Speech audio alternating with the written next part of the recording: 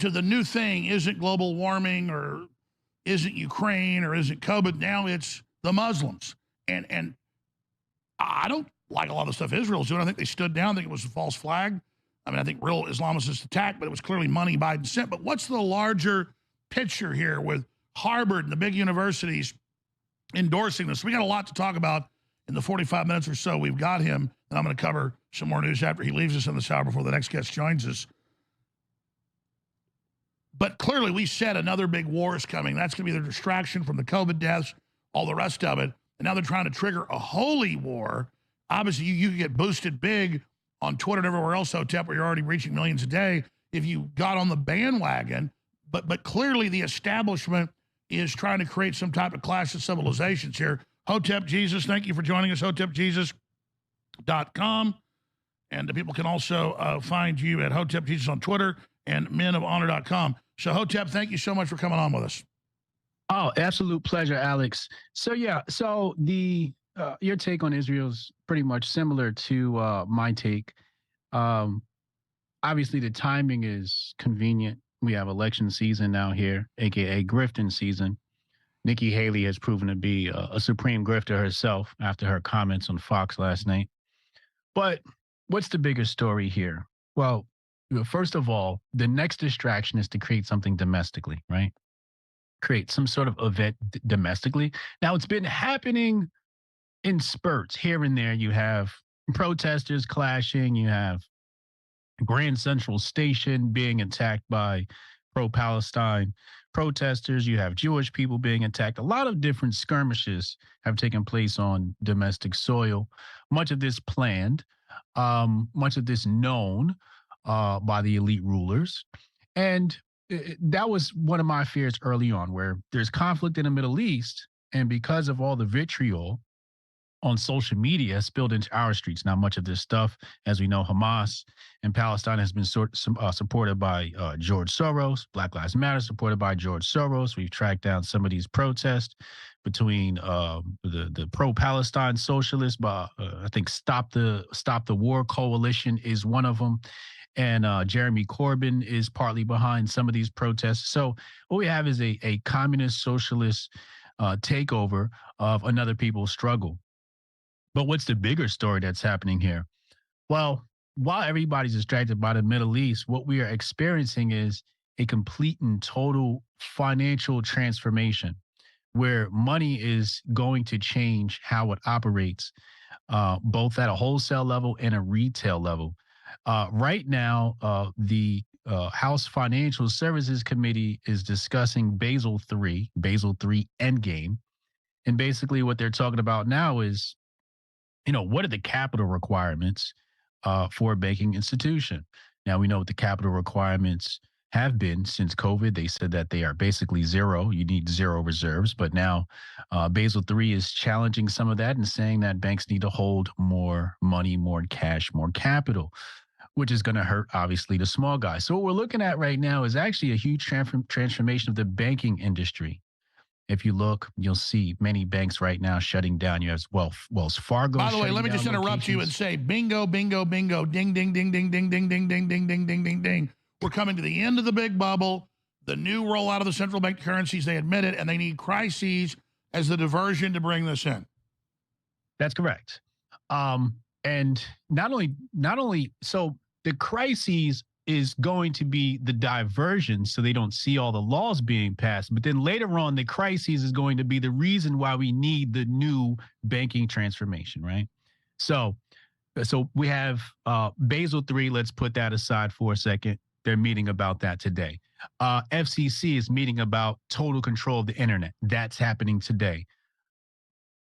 Now, let's focus on the banks really fast. So we have Bank of America, Wells Fargo, Chase. All of these places are shutting down your local branch. Yeah, I can try to get that handled for you. Again, it's only my second day, so if you can give me a second. How I'm supposed to do this?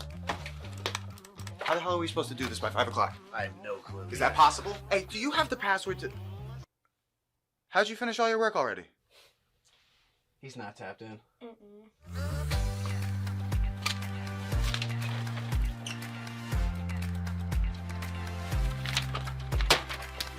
How'd you get that done so quick? They think they're gonna be able to budget that? It's money. That's money right there. You understand? You guys finished your work 6 hours early?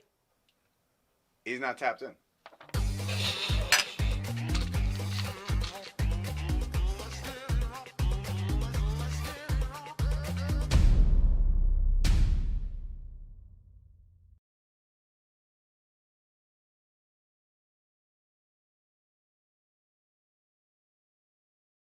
Looks like America needs a history lesson, and I'm going to be the one to give it.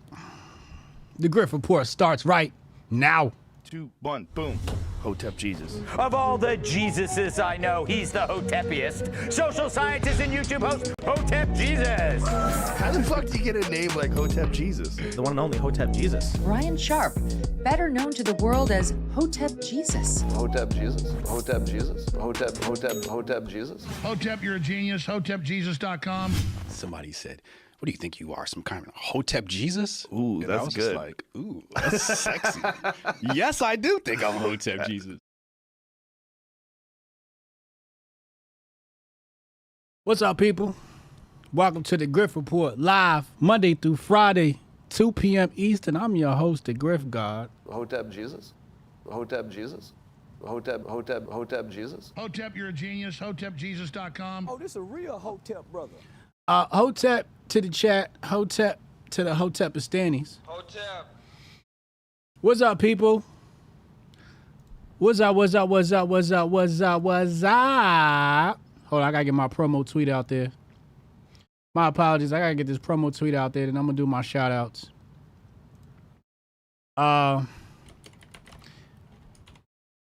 Let's see, I'm gonna type in, let's disprove the slavery civil war myth. Okay.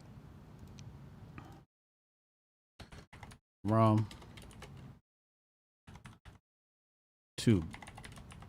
All right, let's get it in there. Pause. All right, where we at? Where the chat at? Where we at in here? Where my Hotepistanis at? Xantoma said it's going to be another good one. You know it's going to be a good one when I got to talk history. If y'all been following my Twitter timeline, you know what time it is. Few things in this world I love more than history. Few things. Shout out to Nas, Joseph L. Bebe. Dutch, what up? Jack Reeves, what up? Cassius Cam in the chat. We got to talk about it. What up, Kay? It's just me. What up? Leah in the house. Somebody asked me today, they said, damn, you got a Jew as your manager? They asked me, they said, why you got a Jew as a manager? And I said, because I like money. Hotep, you're a genius. HotepJesus.com. All right, without further ado, I want to just hop right into this fucking discussion. Let's stop bullshitting. I really want to get into this.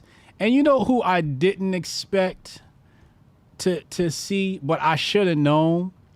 Black folks.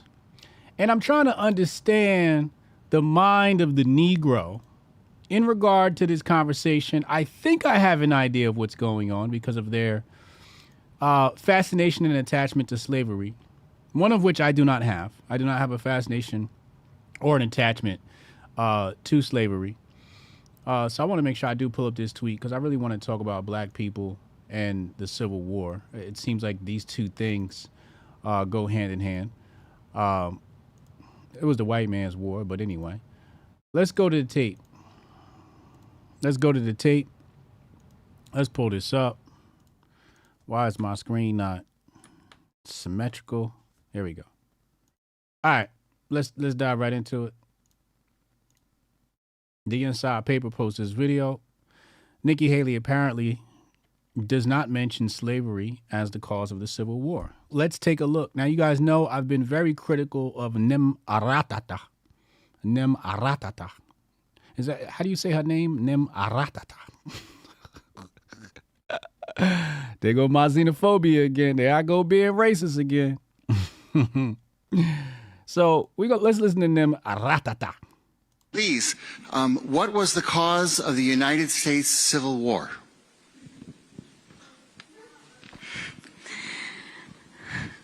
Well, don't come with an easy question or anything. I mean, I think the cause of the Civil War was... She's right. This is not an easy question to answer. And you're going to see today how much information must be explained when you're dealing with the Civil War. Well, don't come with an easy question or anything. I mean, I think the cause of the Civil War was basically how government was going to run, the freedoms and what people could and couldn't do. I don't think she understands the specificity, or I'm sorry, the gravity of what she's saying right now and the truth in it. And I don't think she can elaborate specifically. And that's what we're going to do today. We're going to actually prove how Nimaratata is kind of right. Do you think the cause of the Civil War was? I'm sorry? I'm not running for president. All right, fuck him. We don't want to hear the rest of this tape. It doesn't matter. We need to get right to the getting to, okay? Now, first thing we got to understand is that your brain has been washed by Rockefeller education, okay? So everything you've ever been taught, especially about history, you just got to take it, just throw it in the trash and go fucking do your own research, okay? Everything you ever thought you knew is absolutely fucking false. In fact, I was in the shower thinking about how the Civil War reminds me of 9/11. Could you put those two together? After I'm done today, you'll be able to see how those two things could be alike. The first document we are going to look at. Actually, no, let's not go to that first. Let's go here first. I want to go to some obscure website because nobody trusts obscure websites. So let's start with the obscure website first and see what they say, and then we'll dive in deeper. Pause. Okay. So this obscure website is some random WordPress daily odds and ends, right? And it says here, Lincoln, John Wilkes Booth, the Freemasons, and the KGC, little known history. Now, before we dive into this, let's go to my timeline so we can provide a little bit of context. You know, I'm going to piece all this stuff together. I like to string things together.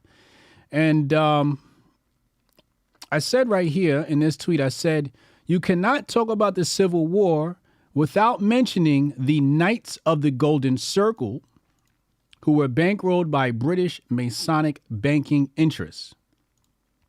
They were also the precursor to the KKK. Members include, and you should know this name, Albert Pike. We're going to dive into what he said a little bit later.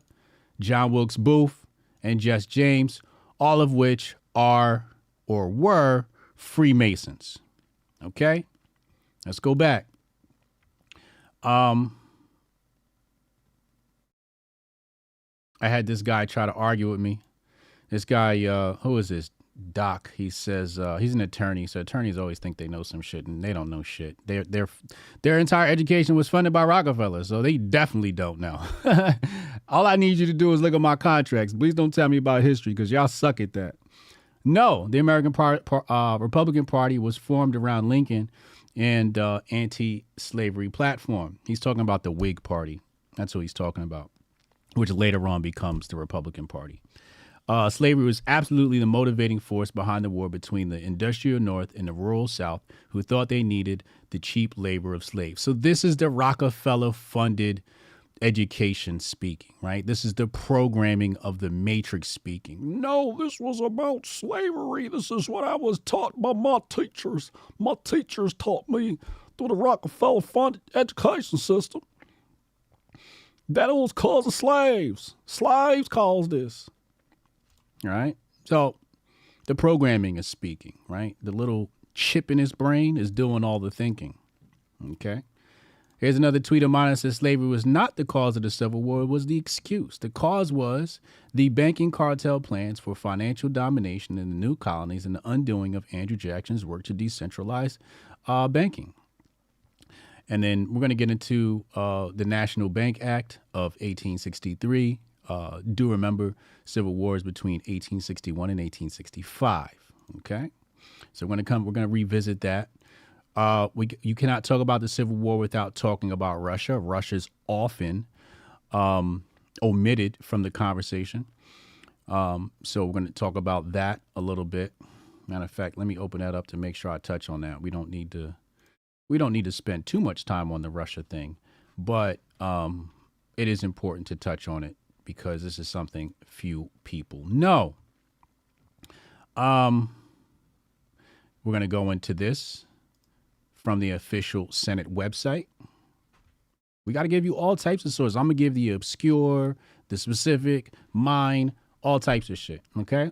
Now, here's the premise of today's presentation. It says the Civil War was forced upon the colonies by the banking cartel to evolve the system from physical slavery to financial slavery. See the National Bank Act from 1863. So this is where I'm a bit of a contrarian or a hypocrite. Because on one side I go, this isn't about slavery. And then I go, this is about slavery. Right? It's just that I'm not saying it in the same way that they're saying it. They're saying this was created this war was fought to stop or continue slavery. And what I'm saying is this was fought to evolve slavery, to take it from a few being slaves to everyone being slaves, specifically financial slaves. And we're going to talk about the National Bank Act of 1863 and much more, including the words of Albert Pike, alleged founder of the Ku Klux Klan. Now let's go to the obscure website first before we dive deep. Pause. So here he says, and we're going to read this entire thing. It's not that long. There are two reasons why the British Masonic conspiracy plunged America into the Civil War. Now, before we continue, we got to go to our next source. I'm sorry, I got to link all this shit together.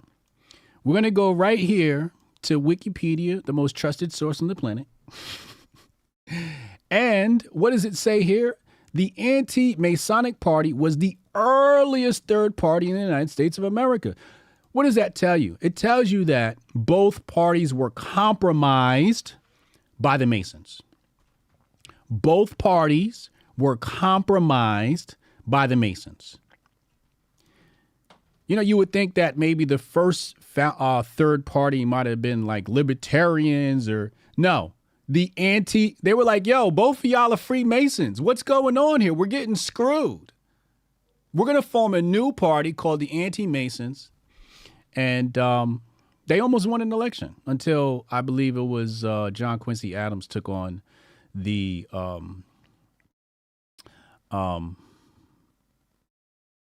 talking point. It was him or Taft. Not Taft. Another cat. I forget who it was, but you guys can do your history. It doesn't matter. It's not pertinent to the conversation having today. But basically, they lost because one of the parties took up the talking point of being anti-Mason. So the anti-Mason party were kind of like, well, we can just vote for that guy, right? Because he's talking anti-Mason too. Anyway, the point is to understand that America is a Masonic corporation / experiment. And if you're in love with the founding fathers and the founding of this country, I'm going to hurt your feelings. I'm sorry. Okay, Zanthoven said, read The Anglo-American Establishment by Carroll Quigley. Carroll Quigley is one of the greatest historians on this planet. Let's go back. Obscure website. It says, first, British bankers wanted to establish a what? Permanent central bank under their control. Second, British Freemasonry wanted to divide. How much do we talk about the division in this country during this show? Divide powerful America into two weak nations for easy conquest. So some people say, well, it was just the South that was compromised. No, the North was compromised. They were both compromised. They were both compromised. Okay? Maybe one more than the other. And we're going to take a look at that. Okay? So the concept is a united front is stronger against foreign interests than two weak nations divided against each other. Okay? Says information on the latter half of the plan was first published in, now he says here, first published, and he mentions this document, which I posted on my Twitter, says the present attempt to dissolve the American Union, a British aristocratic plot. And this is written by Samuel Morse. Now, I know this name because he's the inventor of Morse code. Ta, ta, ta, ta, ta, ta, ta. Y'all know that, right? Okay. He was also an American counterintelligence specialist. Now, he lived from, what? 1791 to 1872. So if I'm going to listen to anybody, I'm going to primary sources.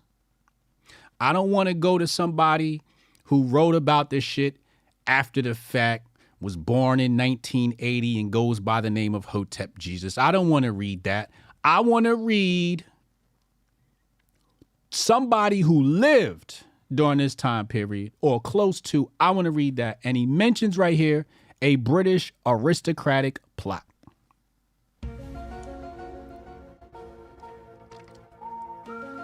So all your little, it was slaves. You see, the Democrats want to talk about slavery to make white people look bad. And the Republicans want to talk about slavery to make Democrats look bad because Democrats were the party of slavery. I'm going to say that again. Democrats want to talk about slavery, specifically surrounding the Civil War, to make white people look bad. Republicans want to talk about slavery during the Civil War to make Democrats look bad because Democrats were the party of slavery. I wish all the black people were as smart as Hotep Jesus. And I wish all the white people were as smart as Hotep Jesus. And I wish all the Hispanics were as smart as Hotep Jesus. Because that guy, he really gets it. He knows how to boil it down. So this obscure website continues. Against the British intrusion into American politics, finance, and industry, General Albert Pike initiated the Southern Rebellion. In 1859, the Southern jurisdiction of Freemasonry founded the Knights of the Golden Circle as a front to direct the insurrection. Okay. What does everybody say? Oh, the South fired the first shot. You know what they say? Am I wrong when they say that? Am I wrong? Tell me if I'm wrong. Because I sometimes I repeat other people's talking points, but I like to stick to my own shit. But sometimes I misquote other people, and I think that's what people usually say, right? Had it not been for Abraham Lincoln, English Freemasonry would have succeeded. When Lincoln restored the Union, the British Brotherhood, out of revenge, plotted his assassination. The Knights of the Golden Circle, bankrolled by British Masonic interests, selected John Wilkes Booth, a 33rd degree Mason and member of Mazzini's Young America, for the task. Freemason Edward Stanton was assigned to cover up Masonic involvement in the crime. Immediately after Lincoln's assassination, Stanton ordered military blockades on all roads out of Washington, D.C., except one. The road Booth was known to have taken for his escape route. Some of you know this story, I think. Okay. This man, Stanton then arranged for a drunk man to be found, similar in build and appearance to Booth. This man was to be murdered and his body burned in a barn adjacent to the only road not guarded by the military. Stanton just happened to be on that road when he found the murdered man, certifying that the charred body was the remains of John Wilkes Booth. The real John Wilkes Booth escaped. After these events, the Knights were soon exposed to the military commission that heard evidence on the Lincoln assassination as the secret force behind both the Civil War and the assassination. Original documents relating to the president's assassination are still locked up in the archives of the Defense Department and are not available to researchers today. Now, I don't know when this article was dated, and 2012. So maybe that has changed since then. Somebody please let me know. Okay? Now, after these events, the Knights were soon we read that. Okay. Directly involved in the plot were 33rd degree Freemason and British Prime Minister Henry Palmerston, 33rd degree Mason John Wilkes Booth, and I highlighted this one, Freemason Judah P. Benjamin. You've heard me mention this guy before. I might have to do a whole fucking presentation on, because you cannot talk about the Civil War without mentioning Judah P. Benjamin. You can't mention the South. You can't mention the Confederate States without Judah P. Benjamin. Held 3 different important positions. Attorney, state, Secretary of State, and Secretary of Treasury, I believe. Let me fact check. Hold on. Let me fact check that. No one man should have so much power. I'm telling you this right now. Okay, Louisiana State Senator, Attorney General, Secretary of War, and Secretary of State. The Treasury fact is wrong. Although, I thought he was.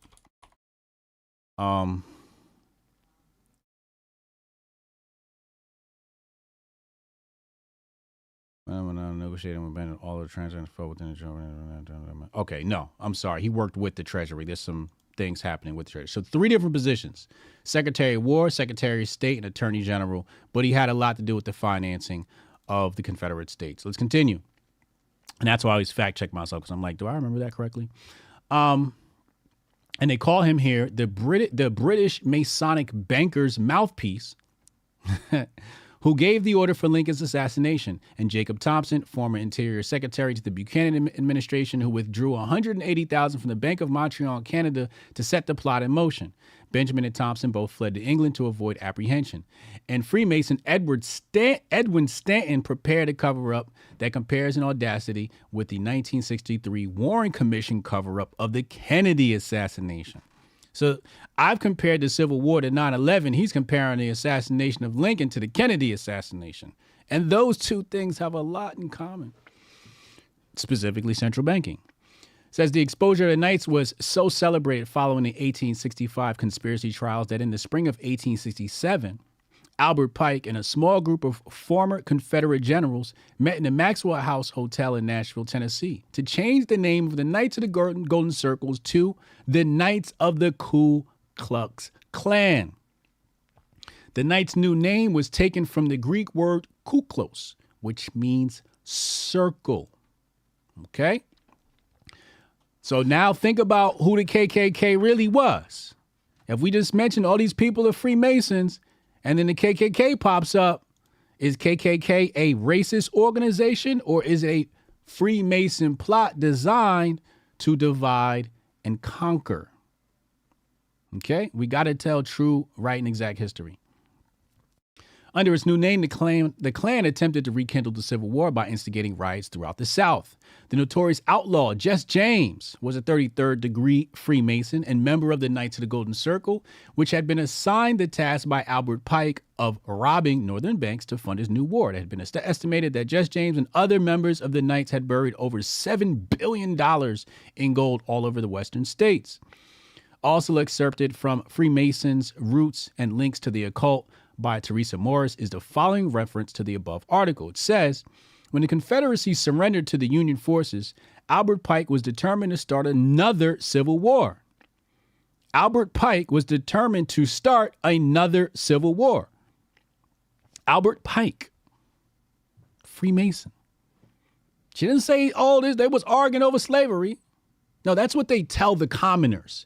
Hey, we need you to argue about slavery. Go out there and we want to keep our slaves, and the North wants to take that away from us. Go. And you know what? We're going to have our senators, we're going to have our congressmen, we're going to have them write and make declarations of secession and have them point to slavery, so nobody actually knows what's really going on. Okay? So that the South could win. He founded the Ku Klux Klan, which instigated riots throughout the South in an attempt to disrupt Reconstruction and incite a second Civil War. Pike gave Klansman Jesse James the assignment of robbing northern banks in order to get money to fund his war. It is estimated that Jesse James and other Klansmen buried, and talk about the buried gold. Pike, the old Confederate general, was a wily strategist who knew that if he could leave behind a secret terrorist society in the South to fight against freedom for black people as a rear guard action, the South defeat might not be in vain. Okay? So this is where you get black people becoming the fodder of the creation of this nation. Okay? And which is weird to me. Let's stop right here. Weird to me because then I get comments like this on my Twitter when I'm not even thinking of black people. And this guy goes, "You always sticking up for white people. I know they're your meal ticket, but damn." So I said, is that how you interpreted that? Can you help me follow your line of reasoning? Because I really want to understand. I'm just trying to figure out. He said, "I followed you for over 4 years and you always supporting white issues or white people. I know that's the audience that pays you, but it gets old seeing you always support them." You can tell this dude does not watch the Grift Report. You can tell. Chat, does this guy watch the Grift Report? Thumbs up, thumbs down if this guy watches the Grift Report.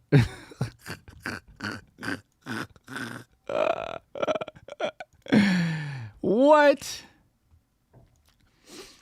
For more than 80 years, people in the northern and southern states had been debating the issues that ultimately led to war. Economic policies and practice, culture wars, the extent and reach of the federal government, most importantly, the role of slavery within society. So this is what you call the control design. I don't call it the matrix. I call it the control design, right? And this matrix, the control design, Rockefeller-funded education this is what they pump out, especially to black people, I'm assuming here, right? Because like, oh, slavery, you were slaves in the Civil War and slaves. So they've gotten a double dose. See, white people got one dose of Civil War propaganda. Black folks got a double dose. So they really going to be upset when you tell them it was not about slavery, right? So he thinks I'm protecting white people. And I'm over here like, nigga, this ain't even about race. This is about class. We are talking way above, your head and what you're talking about here. Okay. So now we talked about Albert Pike. In order to understand Albert Pike and the plot, we're going to go to Albert Pike's own words. All right. Let's go to Albert Pike's own words. And I'm not going to read all of this because there's a lot here. Okay. It's a lot here. But I just want to read what he says about the Third World War. And he says here in this letter,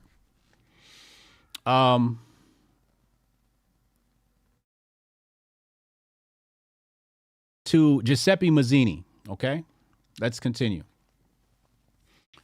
Now, listen. The Third War must be fomented.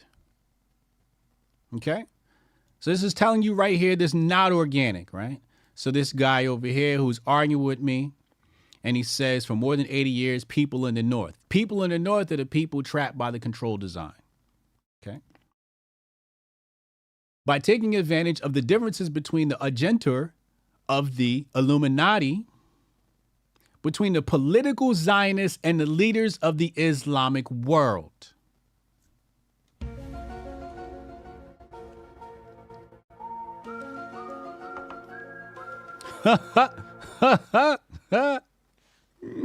What are we in the midst of right now?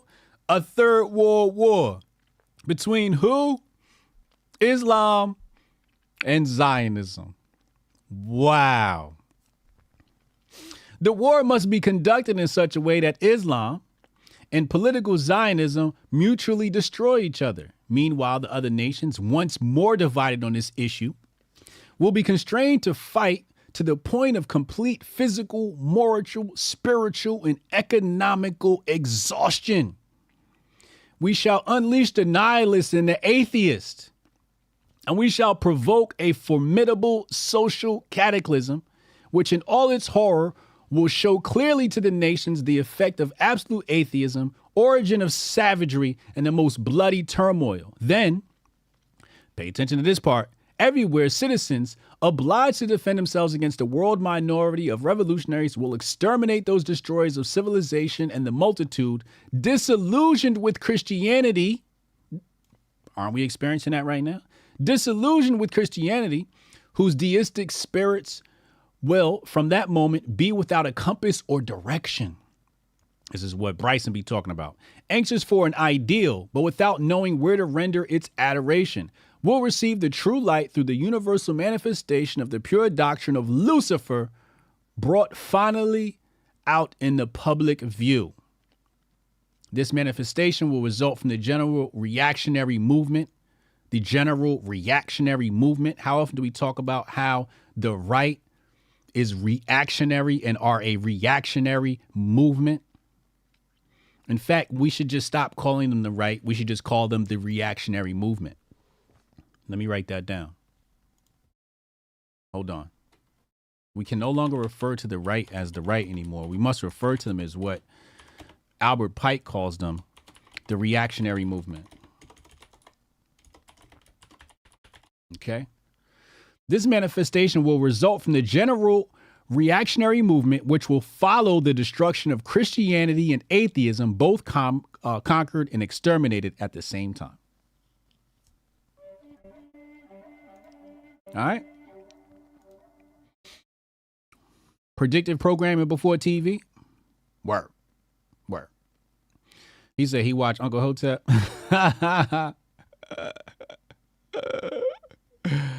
Okay. Let's continue. All right, so we did Albert Pike. We went there. Just want to make sure we go in the correct order. Okay. So now we got to go and look up this another obscure document called the Patriot Report, Unmasking the Conspiracy of Money and War, written by some dude on the internet named Hotep Jesus. Okay. And we got to take a look at this document here. And this was published in 2021. Okay. And we're just going to go to the Civil War chapter. Okay. Let's go to the Civil War chapter and let's take a look at this. So here we go. The Civil War. The Second Bank's charter ended in 1836 and subsequently went private. Okay. So Andrew Jackson has just defeated the Second Bank, which was technically the third. Let's continue. Following Van Buren's presidency, William McHenry Harrison will become the ninth president of the United States. With this, the international banking powers finally landed someone favorable to their cause in the executive seat. Proof of his allyship is in his inaugural speech. We're gonna skip that, and let's hop down right here, and here we go. We got to hop right into the juice, okay? You guys can buy the book. It's at hotepjesus.com. Hotep, you're a genius. Hotepjesus.com. And we're going to remember, all wars are banker wars. So it says the international banking powers have been vanquished for now. Without war, the bankers couldn't force a national deficit. Without the war, the bankers couldn't force a national deficit. With war comes debt. But war is on the horizon. In 1854, a secret society is founded called the Knights of the Golden Circle, which had amongst its membership the infamous bandit Jesse James. Allegedly, they wanted to create a new country where slavery was legal. In the Civil War, they would obviously scheme against the North and influence the Southern states. Okay. In Stephen Birmingham's Our Crowd, page 93, we get, at the outbreak of the war, remember, my book is cited and sourced. Okay? There's no opinions. I got one bad review on Amazon because the guy said there's no opinions from Hotep Jesus. And I'm just like, I wrote like that on purpose. It's called a report. At the outbreak of the war, the United States Treasury was in greater shambles than Fort Sumter. What an opportune time to start a war when a country is financially crippled already. Southern banks have been quietly withdrawing large amounts of funds on deposit in the North. Who could be the one behind all of that? Let's continue. When Lincoln took office, he found his treasury almost empty. Okay, so this is how you get, they wanted to get money. Banks wanted to charge about 28%. Shout out to Gary. He's going to say something about that 28. And then we get Article 1, Section 8 invoked, and we get Lincoln's greenbacks. Let's continue. We have Nathaniel P. Banks, another dude you got to check out. You got to study Nathaniel P. Banks, another person monumental in the history of the United States. I just find it funny, like the most interesting people in the United States are the people that are not talked about in Rockefeller-funded education, like Albert Pike. Anyway, when I stand in the United States Treasury, I stand on English soil.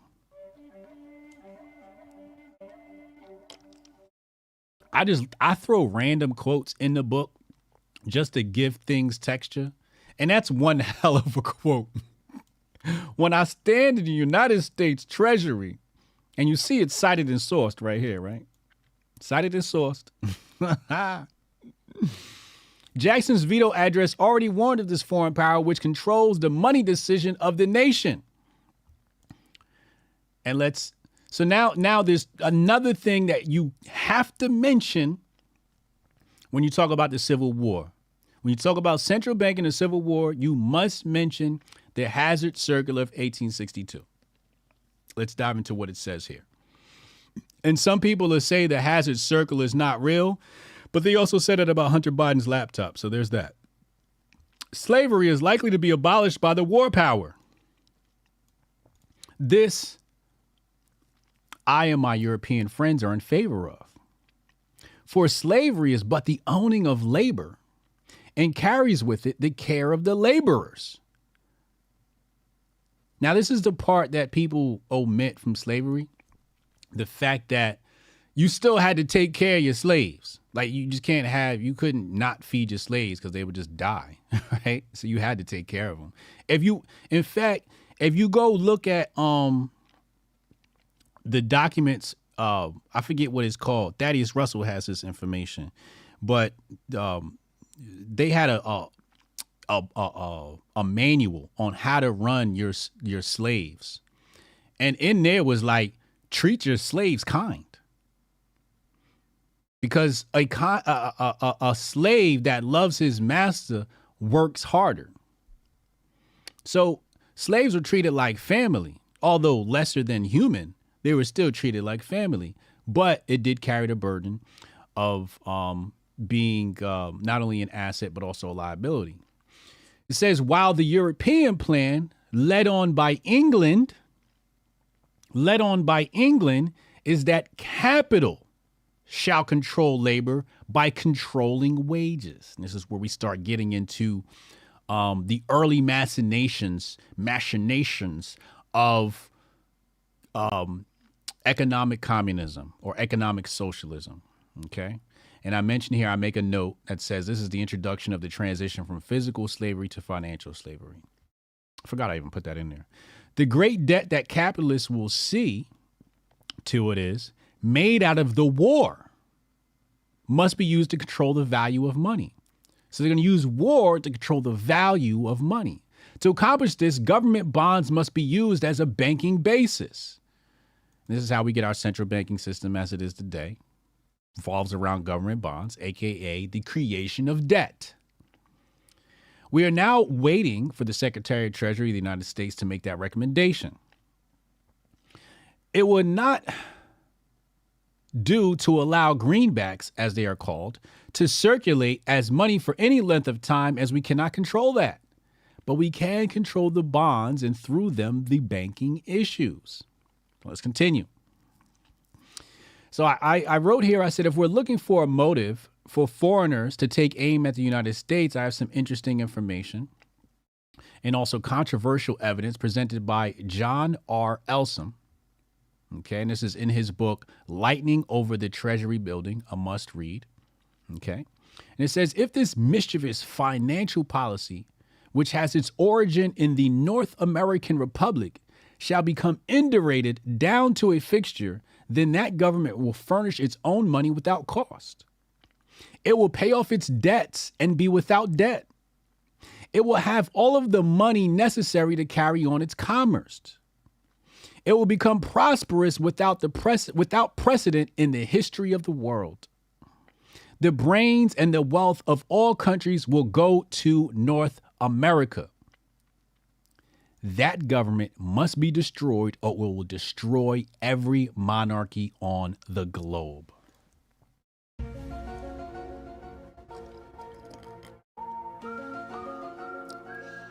Now, according to John R. Elsom, this was published in the London Times. I ain't John R. Elsom. Take that up with him. Take that up with him and the London Times. Okay. Now,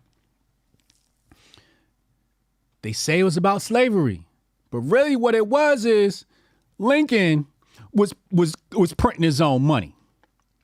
And if you go watch my series, The Patriot Report, because I give you the book for free in video form, in case people don't want to read and can't read or whatever it may be, font's too small or whatever. We talk about how the Revolutionary War was also about the printing and creation of money. Hotep, you're a genius. HotepJesus.com. The war, Revolutionary War and Civil War, was about the printing and creation of money. Okay.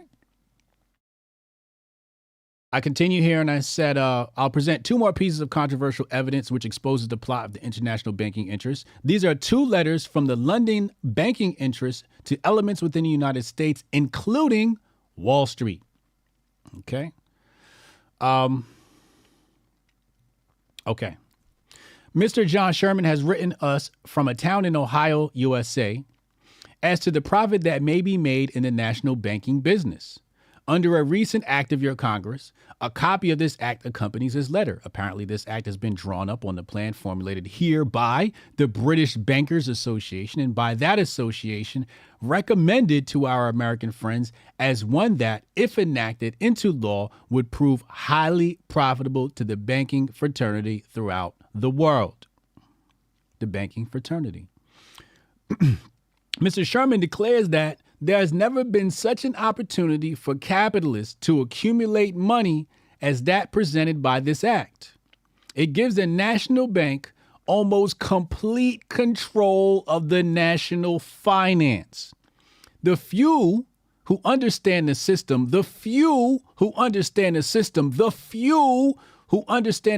and how many times have I told you guys this before? The reason why our banking and our country looks the way it is because the system is so complicated, convoluted, has such different language that few people can understand our banking system. He says, will either be so interested in its profits or so dependent on its favors that there will be no opposition from that class, while on the other hand, the great body of people mentally incapable of comprehending the tremendous advantages that capital derives from the system will bear its burden without complaint and perhaps without even suspecting that the system is inimical to their interests. We got to break down that last sentence. So first of all, he said, people are going to be so interested in its profits that they won't talk against the system. And that's your Wall Street bros, right? The people who invest in the stock market, like, nah, don't fuck with my money, dog. Don't fuck with my money.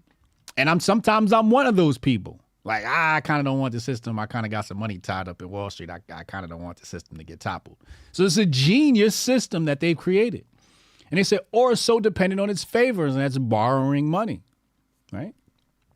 But the main part here is mentally incapable of comprehending. This is why I talk about money on this show. It's why I spend time to educate people on money, and I refer people to the things to read. You got to understand money. If you don't understand money, you might as well not even understand nothing else in this world other than love of family and honor. That comes first. Okay. So it said they cannot comprehend how capital is derived from the system, and they will what? Bear its burden without complaint. And mostly because they won't even suspect that the system is inimical to their interests. They won't know how. Okay. I'm going to skip this next letter for the sake of brevity because it's a long one. But you guys should probably, read it. Okay. On February 25th, 1863, the banksters would have their own way. The National Bank Act of 1863 passes through Congress at the hands of Salmon P. Chase, Senator John Sherman, who's mentioned in those documents, right? Their excuse was the financial crisis which resulted from the debt of the Civil War. Okay? Now remember, Civil War, 1861 to 1865. Right in the middle of it, what do we get? The National Bank Act of 1863, right after Lincoln done killed the National Bank Act before. Andrew Jackson killed the National Bank before. Here they come right back. Now, when that act gets passed, here's what Lincoln says. Lincoln says the money power preys upon a nation in times of peace. The money power preys upon the nation in times of peace and conspires against it in times of adversity. It is more despotic than monarchy, more insolent than autocracy, more selfish than bureaucracy. I see in the near future a crisis approaching that unnerves me and causes me to tremble for the safety of my country. Corporations have been enthroned.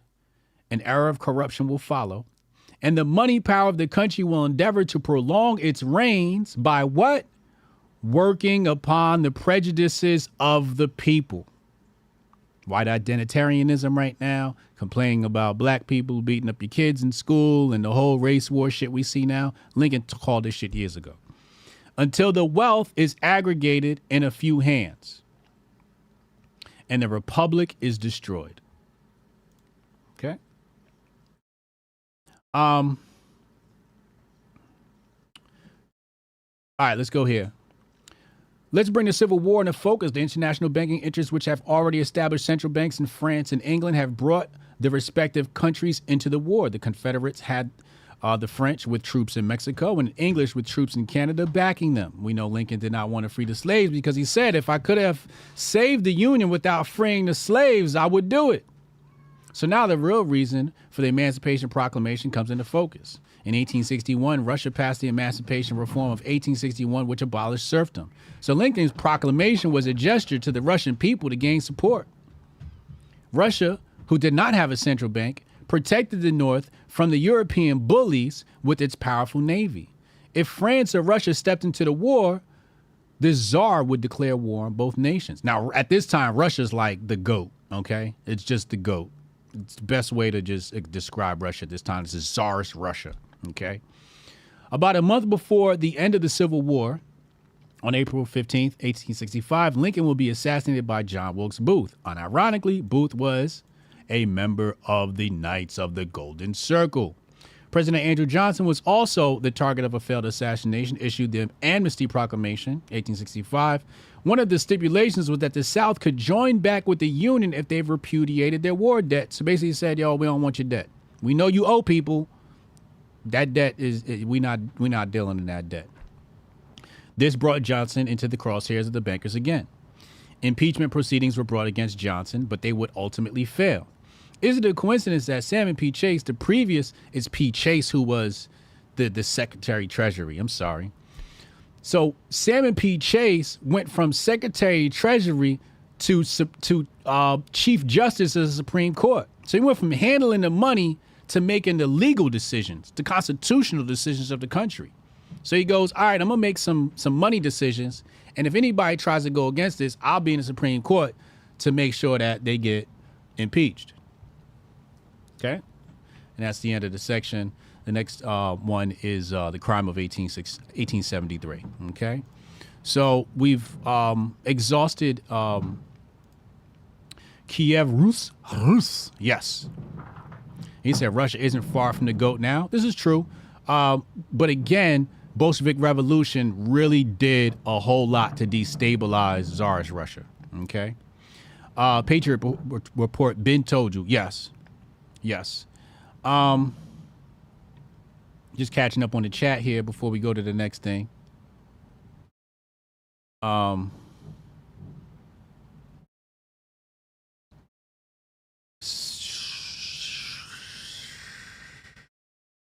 Okay, cool. All right, we're caught up. Now let's go to the next source. Hold on a second. Let me pull this up. Let's close that.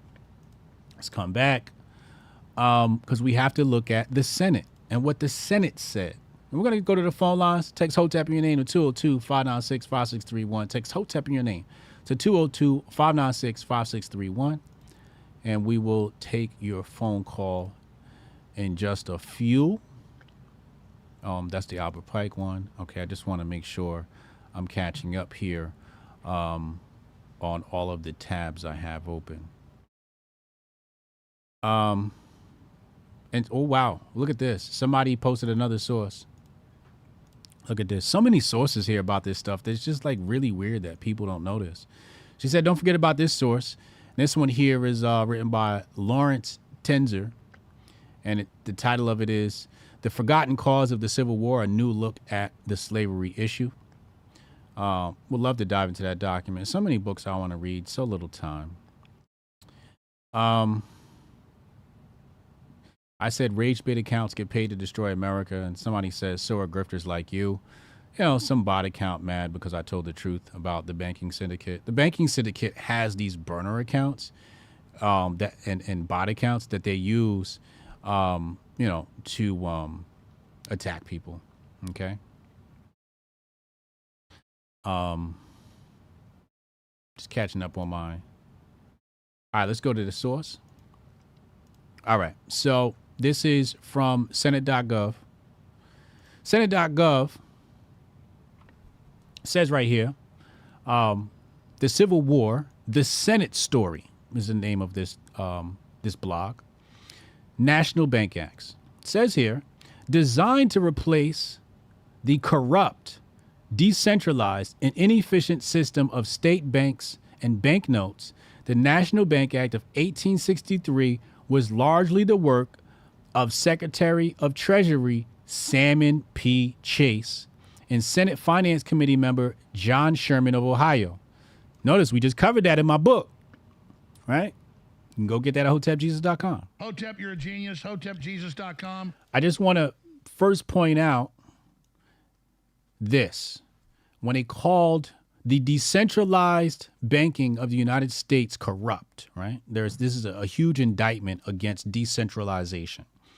And in order to understand this decentralization, you got to read Wealth and Nations by Adam Smith. I touch on it in my book, but if you really want to understand the history of capitalism in this country, you got to read Wealth and Nations by Adam Smith. It's like, I don't know, 1,000 pages long or something like that. I don't know, but it's kind of like must-read material, okay? And it's kind of correct where, you know, it was corrupt, but not everybody was corrupt. PA had a very sound money system. However, Boston, Massachusetts did not have a sound money system. They were just, you know, printing money like it was nobody's business. But again, this is decentralized. So it means Boston was getting screwed by their currency, but PA was not, which means that these fake currencies really didn't have such huge impact nationally or across all 13 colonies like a national bank would, right?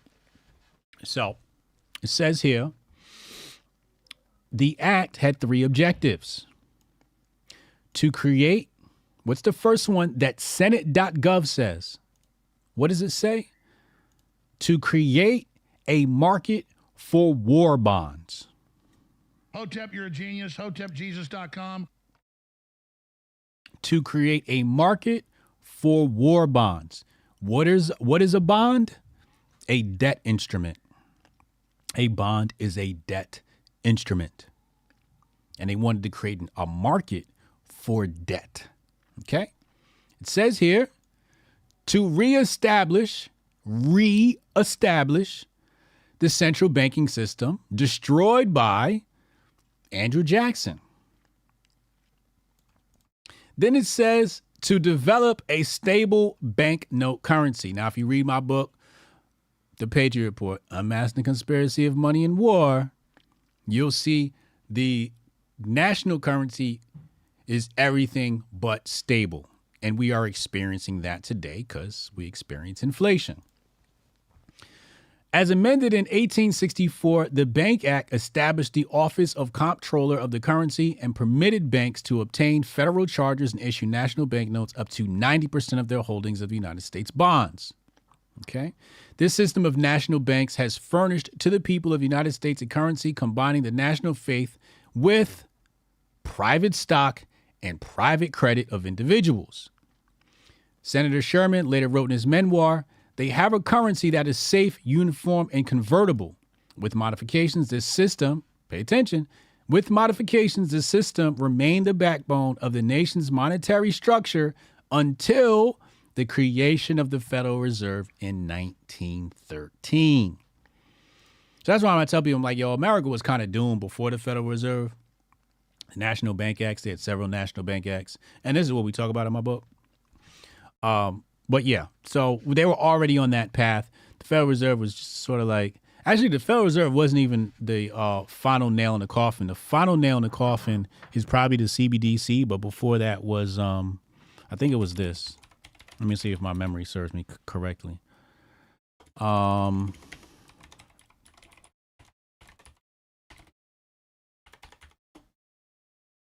Is this right? Yeah, here we go. This right here, this bill right here, this is really the final nail in the coffin. The Depository Institutions Deregulation and Monetary Control Act of 1980, also called the Monetary Control Act of 1980. And it says right here, it forced all banks to abide by the Fed's rules. I wish all the black people were as smart as Hotep Jesus. And I wish all the white people were as smart as Hotep Jesus. And I wish all the Hispanics were as smart as Hotep Jesus. Because that guy, he really gets it. He knows how to boil it down. Says it right there. It forced all banks to abide by the Fed rules. And that's why I say this was kind of like the final nail in the coffin, because before then, banks were still able to operate based upon their own rules, how much money they'd lend out based upon, in ratio to their reserves, et cetera, et cetera. Again, right here, it relaxed the rules under which national banks could merge. It removed the power of the Federal Reserve Board of Governors under the Glass-Steagall Act to use Regulation Q to set maximum interest rates for any deposit accounts other than demand deposit accounts. So it's just a funny way of saying, they changed who gets to make decisions. And the National Board of the Federal Reserve Board of Governors, nothing but private banks. People who run private banks. Anyway, it allowed negotiable order of withdrawal accounts to be offered nationwide. It raised the deposit insurance, allowed credit unions, savings and loans, and offer checkable deposits. It allowed institutions to charge any interest rate they chose, right? Basically, control of interest rates is what this is saying. So, they'll add what people perceive as good to this, but all you need to know is right here, the first line. Monetary Control Act brought all banks under the jurisdiction of the Fed. Bottom line. Descendant of Loki with 10 Hotep Jesus memberships. Welcome to the Grift Report, sponsored by Syscoin and the Descendant of Loki. Okay.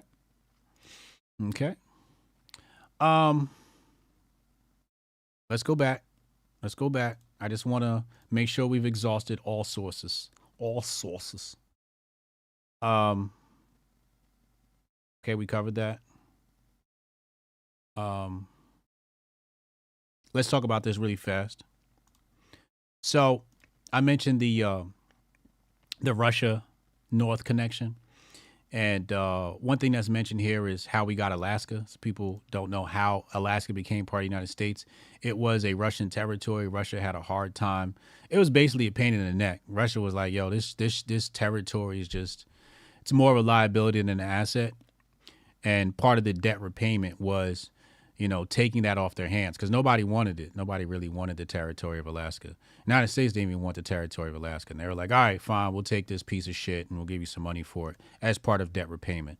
Go down your own rabbit holes, do your own research on that, but fact check, true. Russia's serfdom, let's cover that really fast. Right here, serfdom in Russia, and you'll see, hold on. Right here, this article, The Emancipation of Russian Serfs, 1861. Okay. See it right here. Emancipation of Russia, serfs, 1861. All right. So we got all that. Let's cover that. We covered Albert Pike. Let's go website. What's this? Okay, that. I think what we have to do is maybe we should end with a discussion of black people. I think that's what we should do. And then we'll go to phone lines. Text Hotep your name at 202-596-5631. Hotep in your name, 202-596-5631. Now let's talk about black people and their reaction to all of this. And you know, maybe you guys can help me out.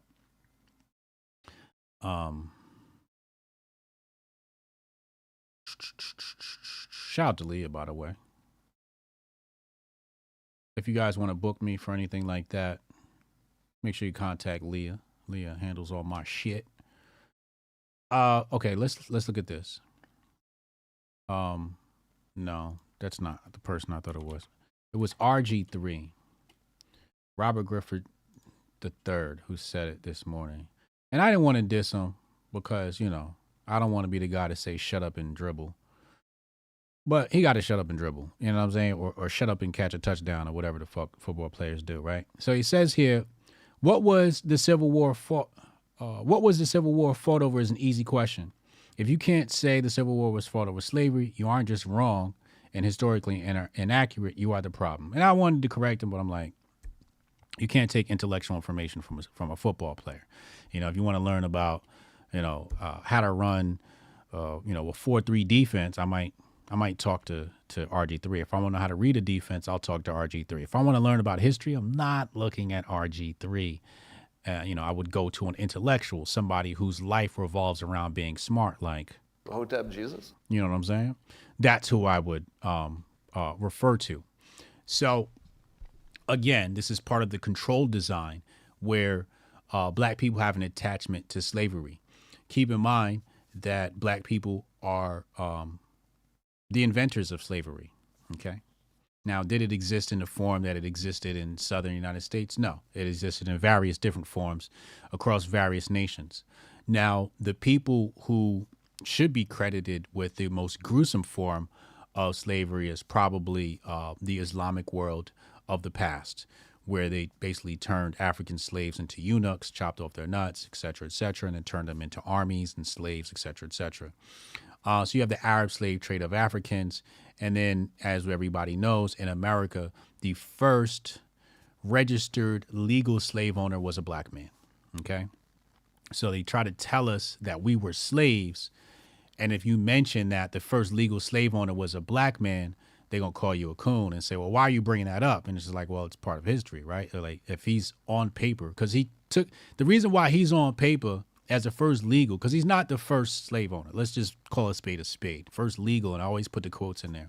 Because he had a case, and he took his case to the courts, and the courts was like, nah, that motherfucker owned that slave. You know what I'm saying? So when it's a precedent set in court, usually it's first legal, right? So the reason why we have to mention that is because if you're going to talk about black slaves, you got to talk about black slave owners. If you're going to talk about slavery, you have to talk about it in totality. If you're going to talk about slavery, you got to talk about Jewish slave owners. You got to talk about the Dutch East India Company. You got to talk about all of it, okay? You cannot exempt any group or people from their contributions to slavery, okay? So the controlled design attacks the black mind and teaches them, just like whites, that they are, in fact, of slave stock and came from slavery, and the Civil War was fought for their emancipation so that they can perpetuate the lie based upon prejudices like Albert Pike talked about. Lincoln talked about, and also so they can perpetuate the divide, right? White man versus black man. And I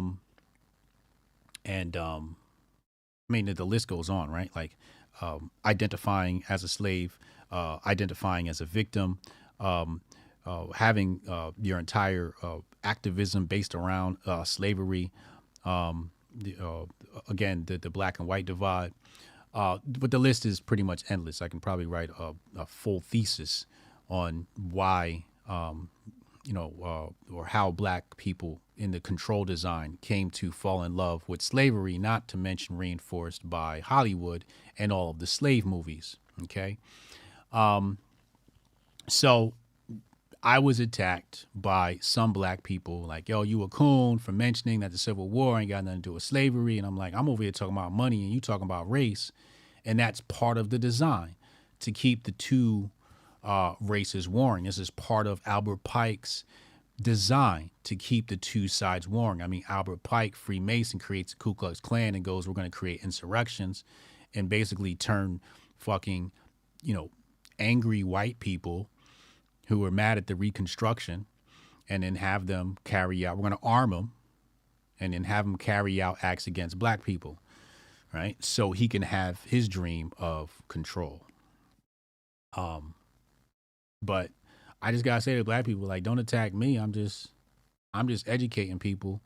And the thing is, the control design doesn't have my mind like this anymore, because when I wrote my statement about slavery and the Civil War, I never, like, race never even mentioned, it didn't even enter my mind, which is why I was so perplexed when I started receiving messages from black people saying, yo, you a sellout and a coon. And I'm like, I wasn't even thinking about black folks. Like, how did you even make that leap to this is selling out?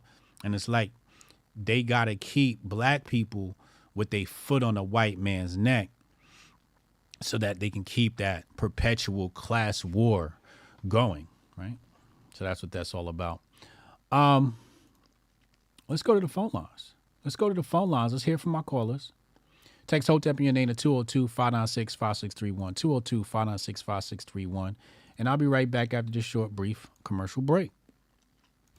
Yeah, I can try to get that handled for you. Again, it's only my second day, so if you can give me a second. How am I supposed to do this? How the hell are we supposed to do this by 5 o'clock? I have no clue. Is that possible? Hey, do you have the password to... How'd you finish all your work already? He's not tapped in.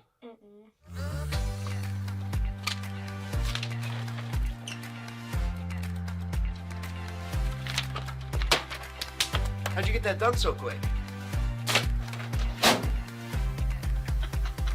They think they're gonna be able to budget that? It's money. That's money right there, you understand? You guys finished your work 6 hours early? He's not tapped in.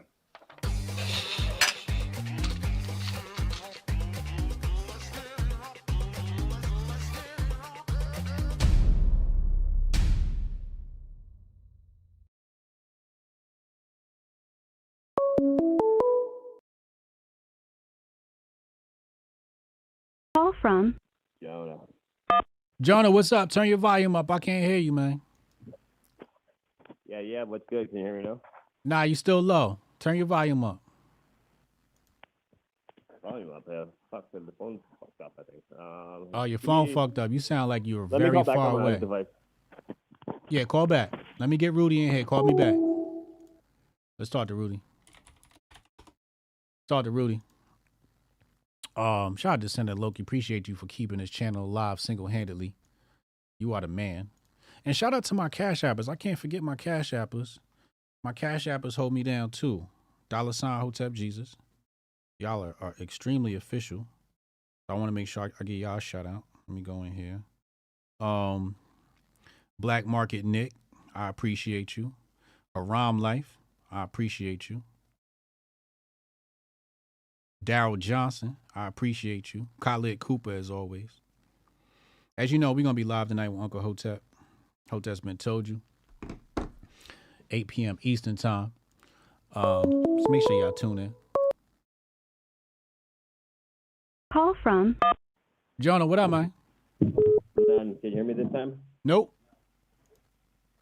Volume's still massively low. It's like you took a shower and the water clogged the phone up. Man, I think I got an interference from this other thing then. Fuck, cause I'll try some. I don't know. Like Call me from a landline. What's that? Call me from a landline. Don't have one. You don't got a landline? No, but.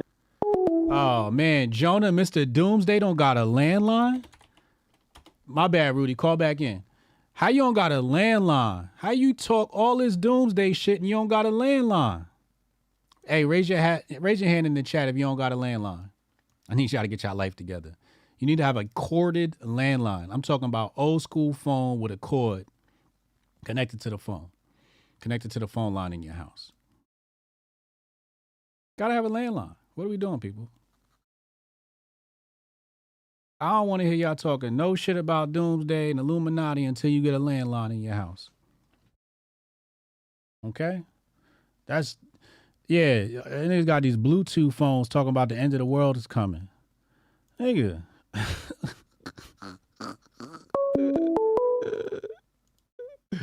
Call from Rudy the Vet.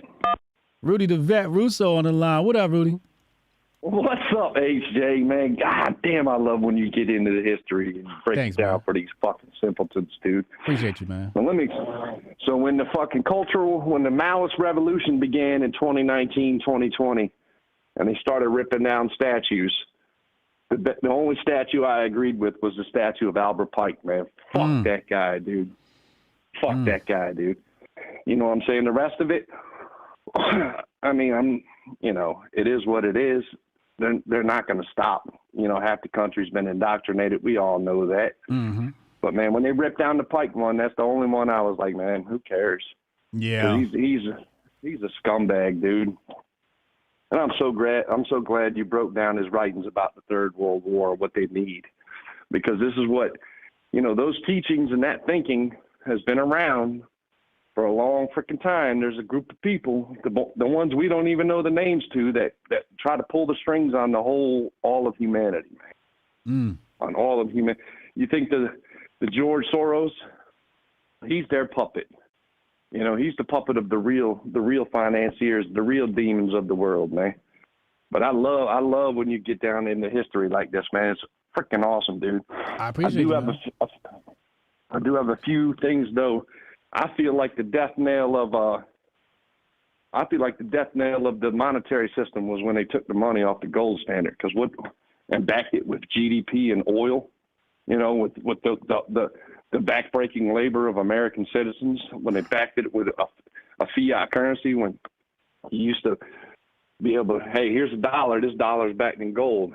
I feel like that had a lot to do with it, brother. I'd like to get your opinion on that, man. Yeah, so my take is, in order to understand the Nixon's removing us from the gold standard, that was all Keynesian economics. Edward Maynard Keynes and something White. What is that dude's name? Hold on. Keynes and White. What was his first name? Henry Dexter White. There it is. Henry Dexter White. And actually, this is a good book. This is the book I read. Let me put this up on the screen. This is the book I read right here. The Bretton Woods Agreement by Ben Steele. And it was these two guys that came up with the Bretton Woods Agreement. And this is in my book, The Patriot Report. And, basically that's how our gold got siphoned out. And because we had no gold, we could no longer back the currency with gold. Like technically, like that's the thing. Like I don't look at removing us from the gold standard as being the nail in the coffin. I look at the Bretton Woods Agreement, because the Bretton Woods Agreement is the reason why we went off the gold standard. So you can't talk about the gold standard and not mention the Bretton Woods Agreement, because that's what got all of our gold stolen, basically. Well, because like me, remember Roosevelt was seizing everybody's gold. Remember when they seized everybody's gold for a while there. Yeah. And then if you look at the actual writing in the Constitution, Congress has the power to set weights and measures and basically a price on gold and silver. Yeah. So the minute they look, let's wipe that out. You know what I'm saying? They took even more power. It's just like you said, just slapping nails in the coffin. I feel like that was one of the big nails, man. One of the big nails in the coffin. Yeah, absolutely. Just in my opinion. And on the identitarian shit, man. Mm-hmm. You know what I'm saying? So, I go on Twitter 2 times a day, man. Mm-hmm. I go on Twitter when I'm drinking my coffee in the morning, and I go on Twitter when I'm taking a shit, because that's all Twitter really is shit. Now, there's like you said, there's the end wokeness and all this. Hey, white people, look out for the black. Be scared of the black man. The same bullshit they've been pulling for fucking 50 fucking years. Hey, but let me explain something to you, white people. When I was fucking homeless and living in my fucking car, it was the brothers I went to school with that pulled me in, gave me a place to stay, and set me on a path. And it might not have been the right path, but they at least helped out. You know what I'm saying? They at least helped me out. They saw I was struggling, dude that they played ball with, and they knew I was a solid human being. It was the brothers that took me in and put me on a path, man. It wasn't my white friends. It was my black friends. So don't fall into that shit. And then there's an account that's key. I follow an account called Kev Almighty. He used to put a lot of good shit up. But now I see him always posting fights with a bunch of white people like, oh, look at this. Knock that shit off, man. It's not about black or white, man. It's not about black or white. No other country in the world has the issue. He got caught up. He got caught up in the grift. He got caught up. Either he got caught up in the grift, or he's a white identitarian who feels like a victim. No, Kev Almighty's putting up. He's a black dude, man. So he's putting up now pictures of white people fucking brawling in fucking diners and shit. Oh, he's on the other side. Yeah, man. But it's black like, identitarian dude, wants to be a victim. Yeah, identitarianism, period. Black, white, Mexican, whatever the fuck, man. But specifically, because there's nothing wrong with identity, right? But it's white identity or black identity because I'm a victim. You have to add that part, because I'm a victim. And there's nothing wrong. Like I said, I always bring up Strong Dad because he's a black identitarian, but he doesn't have hate in his heart. Right. You can be white and say, hey, man, I'm proud to be white. I'm from an Italian-Irish family. I'm proud to be white. But as long as there's no fucking hate in your heart, there's nothing wrong with that, man. To hate another man because of his fucking skin color. Listen, when the guns come out, we all turn into pink mist, man. We blow up and we all turn red, dude. Mm-hmm. So knock that shit off, man. That's just got to stop. It's got to stop. People just don't see it, man. Listen to the Nephilim, dude. Listen to that, man. Listen to the Hoteps. Listen to HJ, man. That shit has to stop, man, because it's on a path. They're not even going to have to turn the Apaches on the population. They're going to get the population to kill each other, man. It's fucking nuts, man. And it's fucking nuts. And it's everybody's fucking savior. Oh, Elon is a free speech absolutist. No, Elon is a fucking alien. My bad for cussing in your ear, dude. I'm in the gym. But Elon is a fucking alien who's propagating the hate, man. Propagating the hate, man. You know what I'm saying? He's propagating the hate. Twitter is part of the hate, man. You know, people could sit back and see the bullshit on the fake book. Like, I go to a gas station every day. I was talking for the last 2 weeks, man. I miss Sandra, nice black woman. Go in there every day. We chop it up. I see her on TikTok. I keep telling her, get off of that shit. Get off. I finally came in yesterday. She's like, I erased that shit. I listened to what you said about it, propagating hate. I finally took it down. We got to talk to the people, man. Talk to the lady at the gas station. And then, like I said, every time I tow somebody and they end up riding with me, not a lot of them ride with me, but every time they ride with me, they get a Powerhouse towing card with the show times and the Hotep Nation shit on the back, and I hand it to them. I was like, yo, watch this show, man. Watch this show. It's about unity. That's what's up. So I'm doing my part. We all got to do our part, man. We all got to do our part, man. Yeah. But I love you, bro. I'm going to get out the way and let the rest of the people jump in, but I fucking love when you go back and dig deep, man. Hey, appreciate you, man. This is the shit they'll never teach the kids, man. No. So Hotep, man, keep up the good work, brother. Blessings and power to you, man. Peace, brother. Hotep and Bill. Hotep and Bill. When I was at HotepCon, if you come to any of our events, I'm going to give you like some book recommendations. I have one book recommendation that I do not share publicly.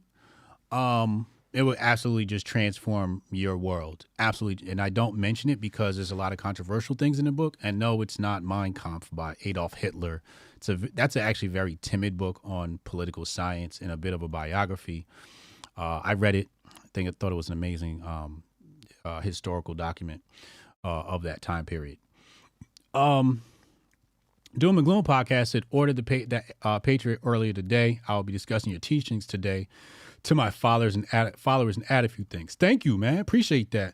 So that's love on another podcast. Shout out to the Doom and Gloom podcast. James S. says, thank you for the education today. Thank you for putting your money where the education is. I appreciate you.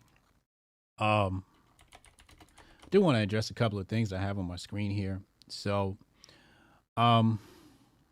this guy, I got, I just gotta ask him, am I still a sellout? Because these people don't watch my show and then they think they know me. Oh, I followed you for, 4 years. Did you really follow me for 4 years, or did you kind of just check out my Twitter account? Because following me means you've watched the show. If you ain't watching the show, you don't know what the fuck is going on in my head. You have no idea what we discuss on this show, because much of it I don't discuss on the timeline. I look at shit on the timeline and I go, saving this for the show. Because some things you can't cast pearls to swine, right? So here this guy goes, you always sticking up for white people. And now it's just like he watches the show now, and then he comes back and he goes, all right, I changed my mind, but it's still about slavery. And it's just like, how you watch my whole presentation, admit it's about Freemasonry, and then say, but slavery was a big part of it. No, that's what they told your common ass. That's what they told the hoi polloi. That's what they told the small brain people. That's the control design. Let's talk about money, war, and power. Shaq Toshi, what up, man? Welcome. How y'all doing, man? What's good with him, man? Man, you definitely gave me some further insights, man. You gave me some missing pieces to the puzzle I was trying to put together. Okay. Because I was lost in the translation. You sound far away. Get closer to the phone. Can you hear me now? There you go. That's better. All right, so I was lost in the translation because I was watching a few documentaries about World War II, probably confiscated, banned off the internet. The Greatest Story Never Told. And I know what you're talking about. My kids watch that. You're a fool. I'm just saying, I need to know all sides. It's another one too I was looking at. I got it right here on my desktop. 1 second. Mm-hmm. Europa, The Last Battle. Okay. That's another good one. So I'm in the middle of those two, right? And then you were talking about the czars.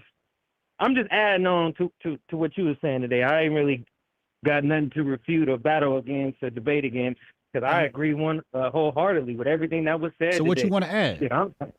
Huh? What do you want to add? Let's cut right to the chase. Let's get to it. Let's get to the information. The takedown of the czars, my brother. Oh, the takedown of the czars, the Romanov family. Yeah.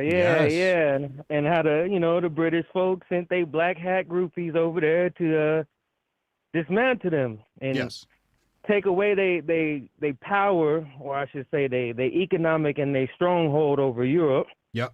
They didn't want that shit again. That happened between Lincoln and 1864 when they pulled up and was participating in that side of the war scheme. They're like, no, we gotta ruin these motherfuckers before we initiate our next act. Correct. And so you got to create a civil war. Yep, and that's exactly what they did. The Bolshevik Revolution. I'm glad you brought that up because I forgot to mention that. Yeah, brother. That's like I got something I want to add, and they's like, oh, it worked over here. Let's try it over here. It worked there, and then with the greatest story never told, shit, they just took the whole race baiting issue. In my opinion, I ain't gonna get too deep into it.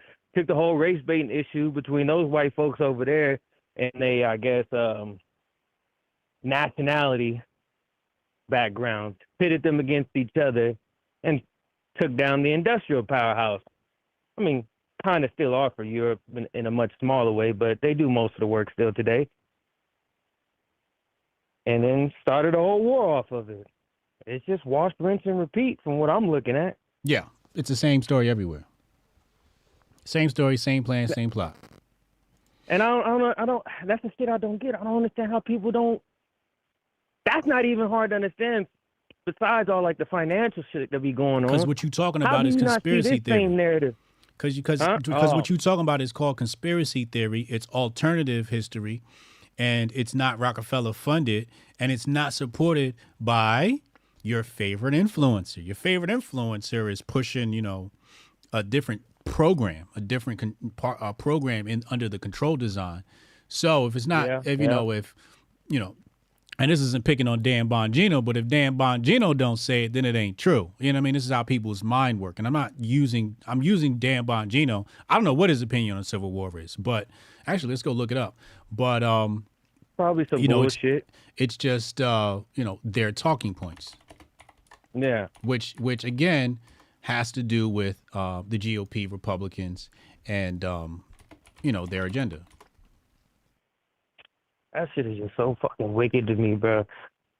I definitely about Albert Pike them and what's his name, Salmon Chase and Salmon P. Chase, I got to do some more research on them boys because that shit threw me for a loop. I'm like, I knew it definitely wasn't about slavery. I always knew it was about the monetary shit, but I didn't know who was setting up the hoops and the legalities for people to jump through to make all that shit happen. I thought it was just that nigga Honest Abe coming out the woodwork like, yeah, this is what we finna do to stop these niggas.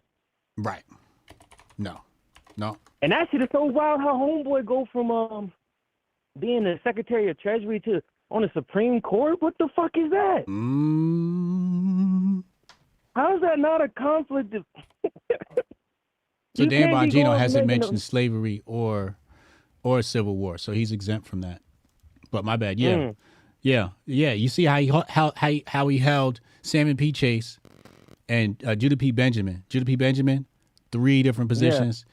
Salmon Chase, Treasury to Supreme Court. That shit is bogus. I mean, musical chairs. And when you look at it today, I mean, they don't really go to the Supreme Court, but it's like that motherfucker way back then has already set up all the roadblocks he probably needed to make sure nobody else can come up in there and try to change the shit he made. Correct. But then you look at shit when it was what they call that protest in 2011 when everybody was outside of Wall Street. What that shit called? Occupy Wall Street. Yeah, the Occupy Wall Street shit, because niggas like arguing about, you can't go from Goldman to working at the SEC or the FDIC or any of these places, the DTCC. You can't go from there to there and then the revolving door of politics and all this other shit. I got on the screen right now, I have an image of me and my crew. I brought them to Occupy Wall Street. This is officially at Zuccotti Park, February 20th, 2020. I was at Occupy. Yep. Oh, wow. And then another thing, too, is like basically what you were saying, it sounded like you in somewhat a similar agreement to what that boy Dave Smith was saying in that little clip when that weird little short midget motherfucker was tweaking. Yeah. Like, it's just like, bro, I think most conspiracy theories know is at the end of the day, money is the root of all your goddamn problems. Yes. You follow the money, you see where these NGOs get funded, you see why this banker or why this politician is trying to enact this law. You follow the money, you know their motives. Yes. And it's gotta not follow hard. the money. It's not hard. It's not hard. That is not a conspiracy theory. It's just looking at the money trail, the bank accounts, the trades, whatever the case may be, the donations to the foundations and all this. It's not hard to see. Yes. Yep. It's not hard to see at all. Yeah, that's the thing is like when I'm showing on the screen now when these grifters came out like DeRay, I said here in a tweet, I said when I was at Occupy Wall Street, activists said banks were the enemy. Well, the banks got smart, sponsored new activists, and made white people the enemy. Clever beast. I tweeted this on October 6, 2018, and you see Wells Fargo sponsoring a luncheon. And a luncheon from Black Panthers to Black Lives Matter, the movement continues, sponsored by Wells Fargo. Yeah.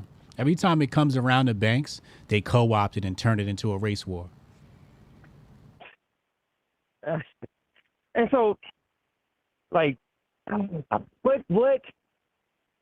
Because I'm in the trading world. I do got some money tied up in all that shit. Most of it's in crypto, as it should be. But I'm just like, how do you get people to see this shit? You don't get people to see shit. That's the cardinal sin. Did Neo go into the Matrix and try to unplug any and everybody? No. He went after the people that were asking for the truth. Focus on people asking for the truth. Because while you trying to convince some moron who's got cognitive dissonance, the person who needs your attention is not there. I say the best minds are your children. Your little brother, your little sister, your little niece, your little nephew, your cousins. Teach them, plant the seeds in their mind. And then when they grow up, they're going to be looking at the world very different. True. I guess I shouldn't worded it that way. No, I'm just saying, it's just general, advice. Because, I get that. Because you're right. You're right. You say this to people and then they look at you like you got 3 heads. Okay. You know what I'm saying? Anything else you want to add before I go to the next caller? No. Go ahead and go to the next caller, man. I appreciate you. Yes, sir. Appreciate you, man. Hotep and Bill. Jack Toshi, I like the way he thinks.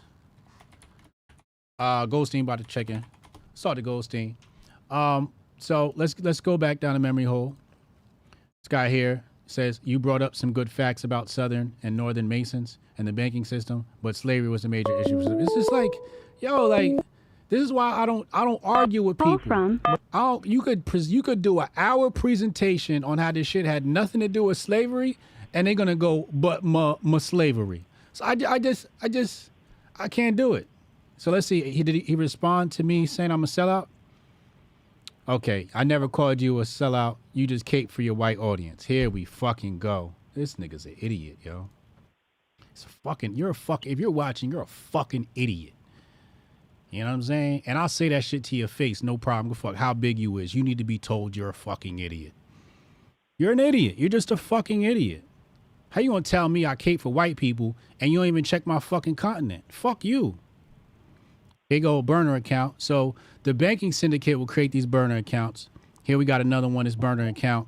And you see following more than, they have followers, obscure profile pic. So the banking syndicate, them white folks must give you a buckets of cash. So they send their legion of, and if you look, actually, let's come back.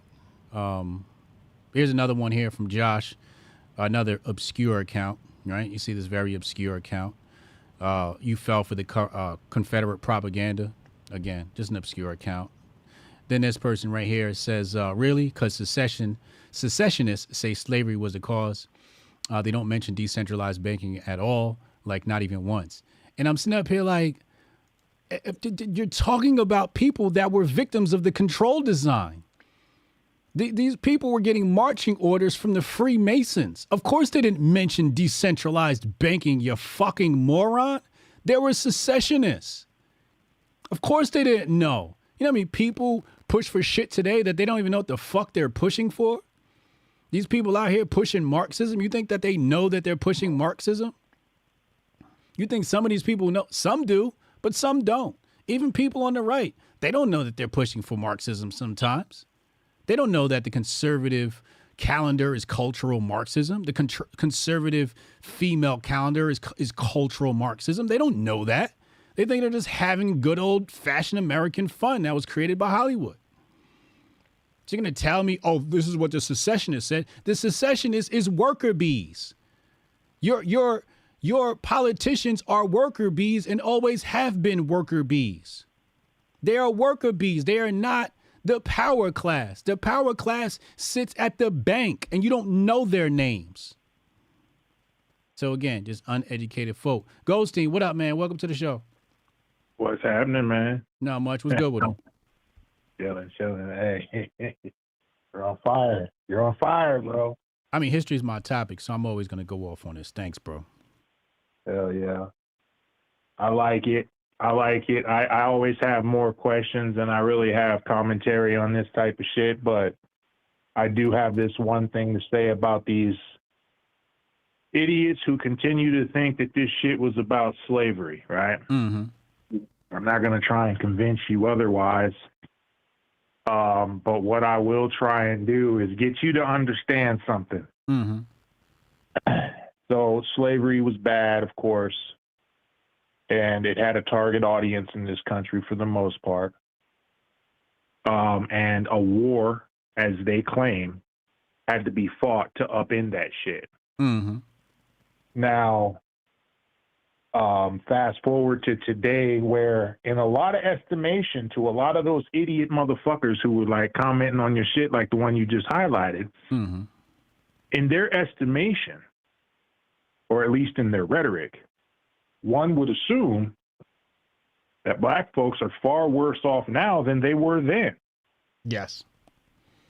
And if you actually do the digging, you'll find out that shortly after slavery, black folks are in a far worse state of disrepair now than they were then.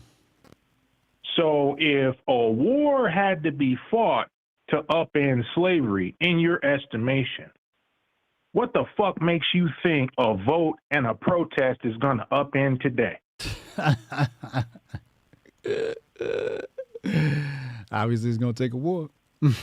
Obviously, clearly. But of course, you know, they ain't really built like that, so they ain't going to espouse no shit like that. Right. They'd rather just have Twitter thumbs. Facts. They ain't about that life. No. But that's my whole thing. Is like, y'all think that shit was about slavery, and you see the lengths that had to be gone through to fucking upend this shit, then what the fuck is you talking about now? That's always been my take on this shit. I've always known, of course, that this shit was not about slavery, and of course I have a slightly alternative view than the money aspect of it, because that's just not my realm of study or understanding is well, what's your finances angle? and shit like that.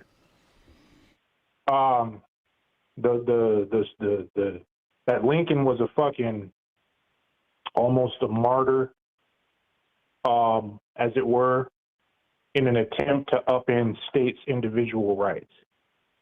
Yes. Also true. That was all. Yeah, that was always. That's the libertarian take. Yeah.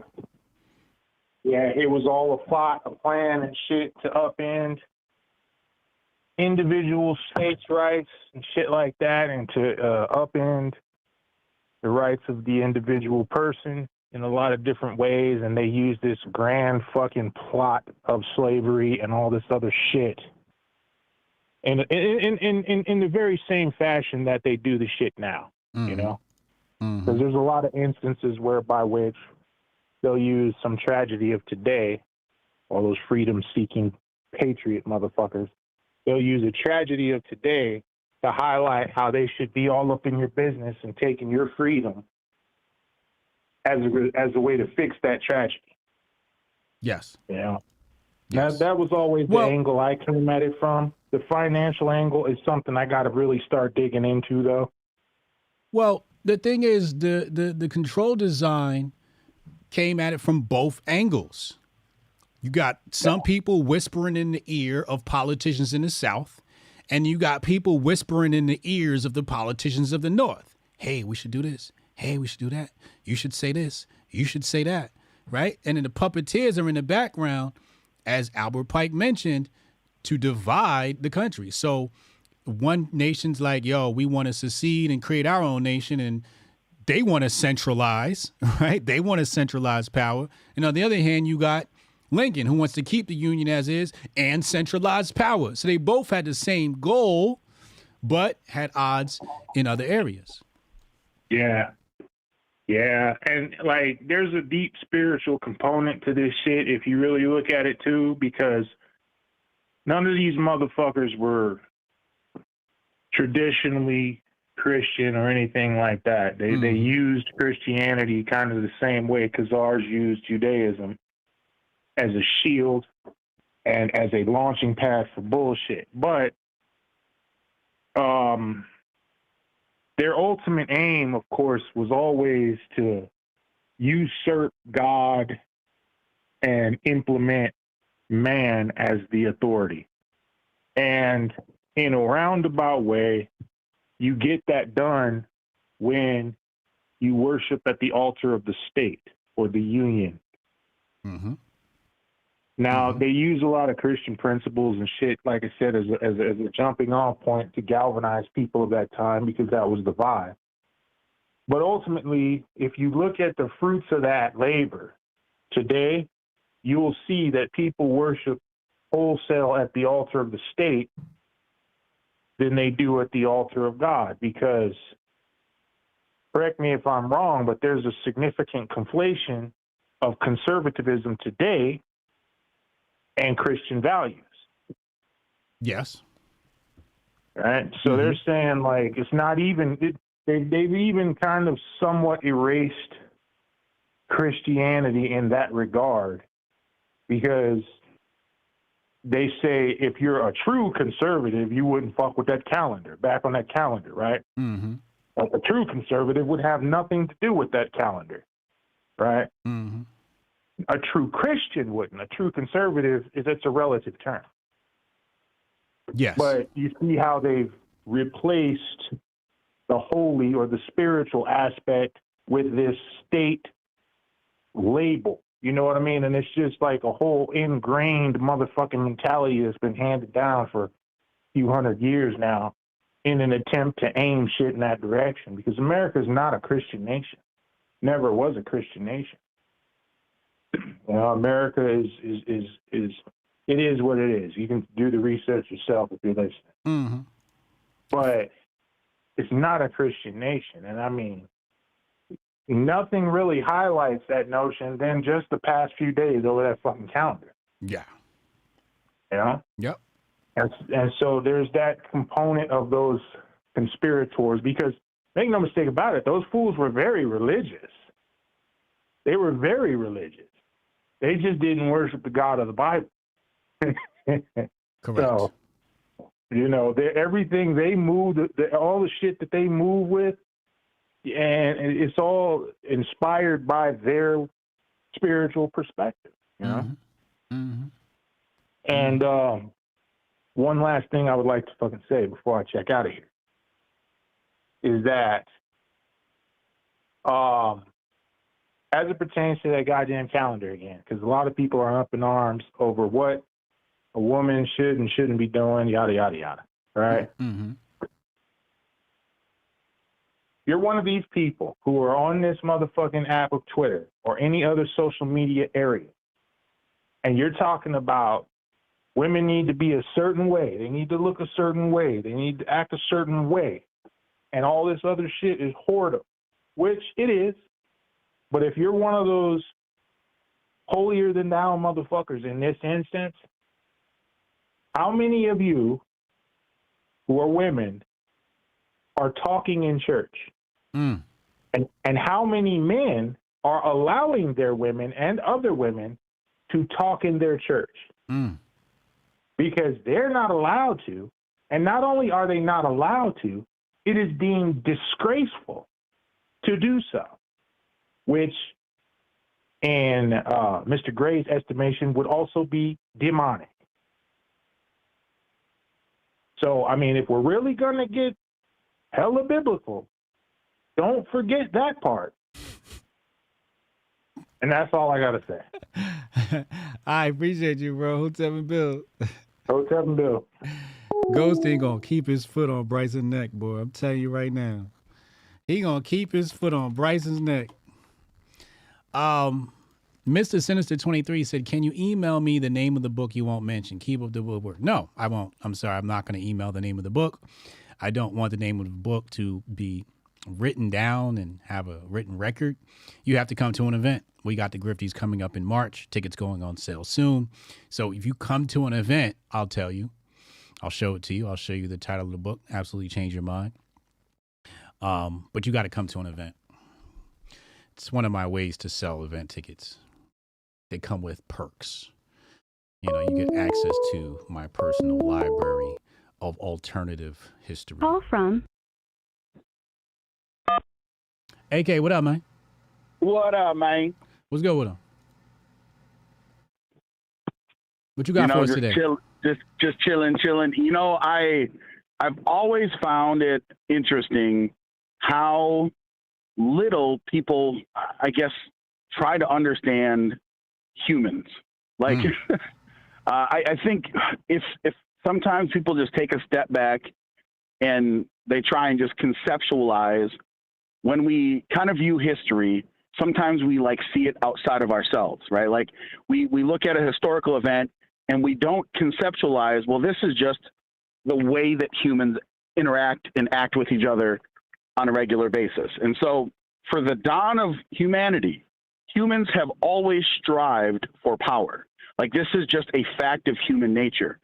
And throughout our history, technology has allowed us to have different tools. And the reason I say this is because what you've broken down so eloquently when it comes to the Civil War in the United States and looking at, we'll call it the true causes of conflict, you just have to understand that there's always going to be this struggle, this tension. Whenever groups of people get together, first you start with yourself, and then you start to find a family, and then you start to interact with other families. As you scale that up, right, all of these competing interests are going to fight back and forth. And so as you continue to scale that up until you're a city, a nation, and then now your nations against other nations, there's always going to be this desire for groups of people to maintain control. And so when we talk about the Civil War, right, the idea that there was actually a larger behind the scenes effort shouldn't blow anyone's mind. Like, I know that when you were talking with the first guy, Shaq, whatever, you know, like Shaq Toshi, the idea that like this is considered conspiracy, this is what blows my mind, because this is just human nature, right? Like, think about today, right? Like on the right, there's been a movement to kind of pull back the veil, talking about the WEF and the Davos group and stuff like that. So I think people are a little bit more in tune to understand that that's not new, right? It's just a larger group because people are able to connect across nations. And so the largeness of it is greater. But back in the Civil War, you're right. Like whatever the Masonic Lodge or any other of these organizations is where people would coalesce and get together and talk about what their plans are for how their group is going to maintain power. And so I just think it's important, if people just understand this concept, it won't blow your mind that yes, throughout all of history, there are groups that have tried to maintain or take over power. And this is why we always have to be leery if we actually care about freedom, if we actually care about individuality. I'm not talking about the buzzwords. I'm talking about the actual realization of freedom. That's why we have to always push to decentralize. I don't care if you're the world's greatest person. Like Hotep is an amazing place. But if we would have an idea that Hotep Jesus would be able to give him a bunch of power, and that in the end of it, that it would end up being better for everyone, it's never going to work that way, because there's always that desire. It's innate in humans. We always are going to let that power corrupt us, right? And so I just think if people understand that better, it won't be so wild to them to understand that there's a constant struggle of people trying to coalesce power. You asking too much of people. You're asking way too much of people, bro. You're asking way too much of people. You want them to actually fucking use common sense, and the only thing they can do is operate off of programming, and the control design has their minds, and that's what they're going to default to, is Rockefeller-funded education. And I agree, like that is true, but this is my plea, and I know that I'm speaking to, like, you know, I'm talking to people that already understand this, but for the people that might jump in and see the stream for a minute, just understand that this is why the concept of decentralizing power has to be paramount. Because, like, listen, make no mistake about it, all of this shit that's going to be coming forward with our new technology, you're going to have elites that are going to have just way more tools to control what the narrative is on the outside, while on the inside they are pulling on these strings. Everything that is happening around the world is controlled opposition of different forces. You have the international globalists, fascists that are fighting against the national fascists, but each of them have their own group. And the United States is part of that group, man. We are part of the international fascists. But there are people within the United States, and if you hear them talk about decentralizing power, those are the ones that you need to pay attention to. If they're not, then fucking don't listen to what they're saying. Like, pay attention to what they're saying, but don't believe that what they're going to lead us to is actually going to make us a better people. And so that's why we got to stay low. We got to get together with like-minded people and understand that this is always going to be the plan. I don't care what time you look through history, wherever people coalesce, people that are striving to gain more power and that aren't trying to decentralize are never going to have your interests at their heart. They have their interests in their heart, and you are part of the controlled opposition. So I just wanted to throw that out there, man. I had to get up on my soapbox. So Hotep and Bill, man. All right, Hotep and Bill. AK in the check-in. There you go. Let's get Ohio Tep in here. We got Ohio Tep, wholesome white woman, and Jonah's wired in through the PC. So we're going to go in that order. We're going to go Ohio Tep, wholesome white woman, and then we're going to talk to Jonah. Jonah, we got to get you a landline, bro. If you're going to be on some doomsday shit, some Illuminati shit, we got to get you a landline, bro. Paramount. My For You tab. Did you see my For You tab? That shit was insane. It was white women galore on my For You tab. Yeesh. The calendar argument is still going. Seth Weathers, we gotta. Seth, man, you really going for that grifty this year, boy. That conversation has had legs. Vladimir Lenin, the man who got to own 9 Rolls Royces, created a plan to get the kulaks to fall in line with the communist cult. Damn. Call from. Sorry. Ty, what up, man? What up? Welcome to the show, man. What you got for us today, man? Man, you always happen. I don't know how you always happen to like connect the dots for me, for real. I got to. That's what I do. Some shit, just like Shaq Toshi said, it'd be some shit that be kind of messing with me. I'll be trying to connect these last couple things, and you always come. It's always like the next day or two. You come with something to give me that exactly what I was looking for. That's what I'm saying. That synchronicity, you know what I mean? Mm-hmm. Shit. But you know, it's one cat I actually wanted you to get a little familiar with because he be doing some similar kind of research, except you know, I got the native and African DNA and shit, right? So there'd be a lot of research about the Americas, you know, the early Americas, a lot of stuff that these same people you were talking about kind of made sure was hidden. That nowadays a lot of people got more access to, doing a lot more research on. He translated one about the Olmecs recently that I think I posted in the chat. I'm still going through that one myself. But he was going through some stuff yesterday about the Black Dutch that had me thinking about this exact thing. You ever touched on that topic before? Or? Nope. I heard about the Black Dutch. Yeah, it was kind of related to how they defined who was black and who was white and shit, right? Mm-hmm. So that kind of research.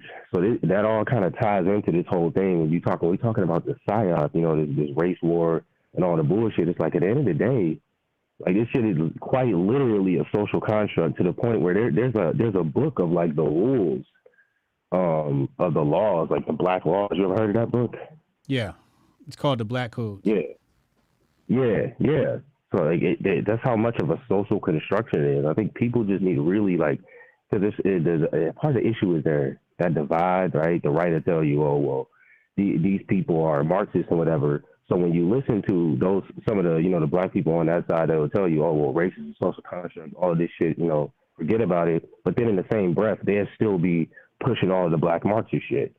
It creates this conflation where people can't come to terms, even on the right or wherever you are, like to the idea that this was made up. Like you've been fooled. Yep. You know, they say it's easier to convince the person of a lie than to convince them that they've been lied to. And and to go along with what kind of what Goldstein was saying, and to give a little advice to Shaq Toshi, I think that maybe not to like wake people up, like because you don't want to be trying to wake people up, but in order to find the ones that are searching is a kind of a trick I have, because I hate to repeat myself. Tell me what the trick is. Sometimes you can tell when people are looking for it too. So what I do is, if I understand that somebody is not getting what I'm trying to explain to them, they're not absorbing it, I will explain it a minimum of 3 times. But I switch it up, try to deliver it differently. But after the 3rd time, they don't seem to be picking up what you're putting down. Save your breath. It's not for them. It's not time. They don't need a few extra steps before they get there. You know, my trick is to say as little as possible, and then walk away. That's typically what I go with too. That's why I'm saying. You know what I'm saying? Like, you know, I'll say something really quick and pithy, and then walk away. You know, like I did that with my kids the other day. We were talking. I'm like, we were talking about 9/11, and I said something. I forget what the exact. Dallas, What did I say about 9/11 with y'all? Come here. There's one of my sons right here. What did I say 9/11 was? You don't remember? No. What did I say about 9/11? Tell me what you know about 9/11. Come here so the people can hear you. What did I say about 9/11? Oh, it was fake or something. It was fake? Yeah. All right, go away. See what I'm saying? So, you know, Yeah. I just plant like little seeds like that in their ears and shit. And, you know, they kids, so they don't remember much, but they remember the gist of it all, you know? And I say shit like that, and then they like, wait, what? And usually you get more questions later. And then I only respond to questions. Actually. You know what I mean? Like, I'll say something pithy, and then if the questions don't follow, then I just drop it. That's what I'm saying. When the questions come later, because sometimes you will give them the answer and they'll still be like, well, they'll still have more, but it's like, nah. Yeah. You leave it. You might do it a couple times, but if they still not getting it, they don't need to do the search on their own. Like it's only so many answers you can give them. That's kind of what I'm getting at. You feel me? Yeah. But let me get to these callers, man. Yeah, man. Oh yeah, I wanted to say one more thing before I go. Hurry up. And in line with what Goldstein said, the only way to be truly conservative is to be radically libertarian. I'll end it there. Hotep and Bill. He right. If anybody's closest to the truth, it's definitely the libertarians. He's still arguing about that calendar. I want to play this video. Wholesome white woman calling. Oh shit, descendant of Loki calling in? Nah, descendant of Loki. You next. Call in now. We gotta talk to descendant of Loki ASAP. Let's go to the clip. Front. Nikki Haley is in New Hampshire tonight making her case to voters. She's been doing this repeatedly. She was asked tonight, just a few moments ago, by a voter about what was the cause of the Civil War. This is how she responded. What was the cause of the United States Civil War?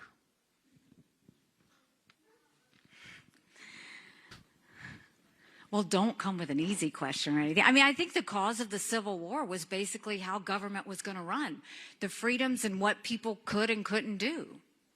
What do you think the cause of the Civil War was? I'm sorry? Can we fast forward this part?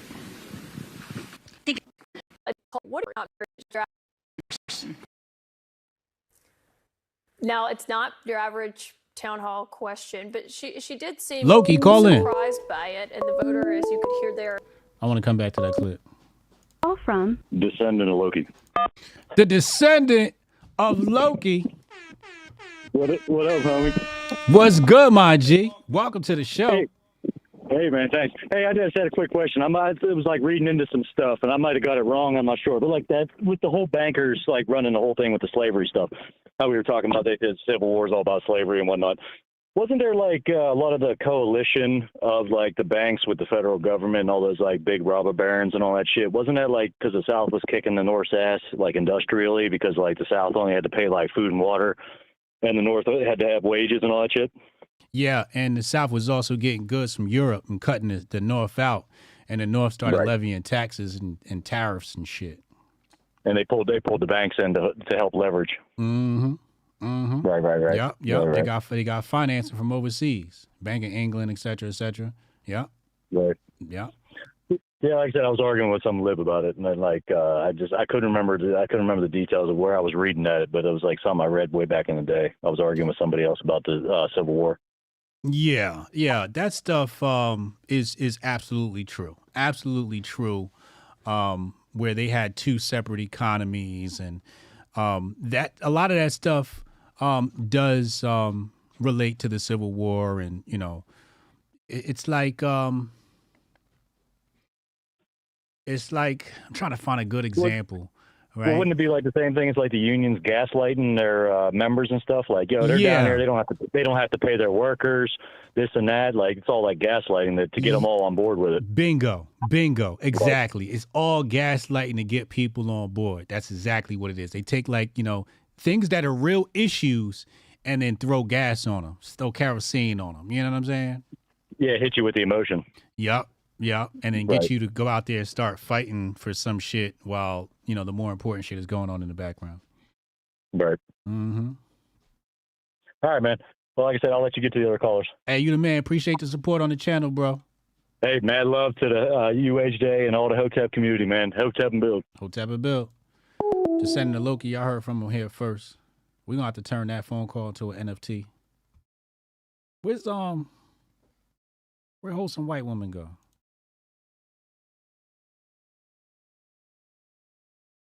Okay, so she said Jonah could take her spot. Jonah, call in. Wholesome white woman said Jonah could take her spot. Then we'll go to wholesome white woman, see what she got to say on the check-in. Let me go back. Called her out for not mentioning slavery. What do you make of that answer? Yeah, if I were her. Who better to talk about slavery than a bunch of white women? Bunch of privileged white women. Let's hear what they got to say. That would have been pretty easy to just say that and move on. But it's also, I think, pretty clear that that voter was kind of trying to catch her and saying something that would potentially make her less appealing to those independent voters in New Hampshire that she's going to rely on so heavily. So this was an easy question to answer. I wish she had answered it using the easy word, say slavery. There's a disagreement in our country about it. But ultimately, I don't think it's actually going to hurt her standing one way or another with Republican primary voters at this point. This lady, who are these people? They ain't got nothing to contribute of any value. They just be talking. They just make content to be making content. Wholesome Whiteman, what's up, yo? Hello. Welcome to the show. They're a good representation why I'm team repeal the 19th. Repeal the 19th. Lord have mercy. I agree, though. It's just, we're too emotional to be voting, and these ladies are not helping our case at all. Yeah. So, man, I'm feeling kind of doomy today. I'm going to have to. What you got on your notes? So I think it was Shaq Toshi that was mentioning how he doesn't want to be like me, or you told him don't be like Neo. Nope, he didn't go in and start waking people up. Yeah. And I've mentioned it before. We have to look at everybody with our trauma goggles on. We have to look at people and see that they make bad decisions because their brain's broken. Right? Something happened along the way, whether it was the Rockefeller school system, whether it was the college that they paid an exorbitant amount of money to go to. It might have been the family they were brought up in. It could have been the neighborhood they were brought up in. You have to look at the whole person when you look at people. And before you even try to decide if they're awake, worth talking to, or completely avoid it at all costs. And people in Hotep Nation, I feel like we're rather trauma-informed and more of a, not a victimhood, not a victim class, but a survivor mentality. Mm-hmm. There you go. I like that. Survivors, yeah. And any religious text, any religious thought process tells you that, if you are of the chosen, if you are of the called, it's going to be hard for you. Shit's going to be rough, but it'll all be worth it because all of those hardships lead to greatness. So we don't want to run in screaming and trying to wake people up. We want to look for the ones who either aren't quite asleep yet because they acknowledge, I have broken pieces and I'm working towards being better. Those are the ones that you look for, or the ones who actually ask you questions when you're having conversations. Because most of these people, I said it about Meatball Ron, he's got brain static. There's nothing, there's no thoughts happening.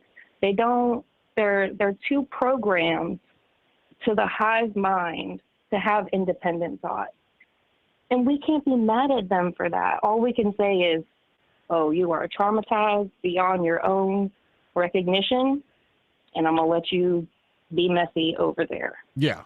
They're brainwashed by the control design. What's the next one you got?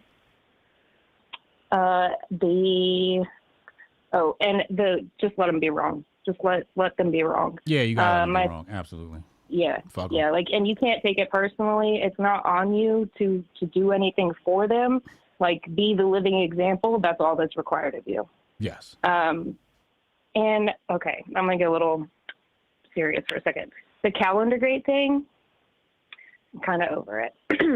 Yeah. But same. I think I think it's a little bit of a disservice from that group of people, because at the same time that we're all paying attention to the calendar nobody's going to spend money on, somebody is paying people to stand up and protest at a big airport. Like JFK had a thing, O'Hare had a thing, LAX had a thing, and none of these conservative influenzas are having anything to say about it because they're so distracted with the calendar. So big facts, big distraction, huge distraction. Yeah, it's the distraction of the week, and once again, they've all done exactly what they're supposed to do. So, yep. Don't let the big world be too big. Focus on what's in front of you. Read your Bible. Read The Art of War, and we'll get all right. There you go. Appreciate you. All right. Hotep and Bill. Hotep and Bill. Hey, Jonah, get your ass in here, please. Pause. So this person right here, this I love this comment. It says we have to stop mixing up why states seceded and why the war began in the first place. And this is a common mistake from people that keep talking about secession, right? And I'm like, I ain't talking about secession. We talking about full-blown war. And y'all keep bringing up secession. From who? The paid talking heads.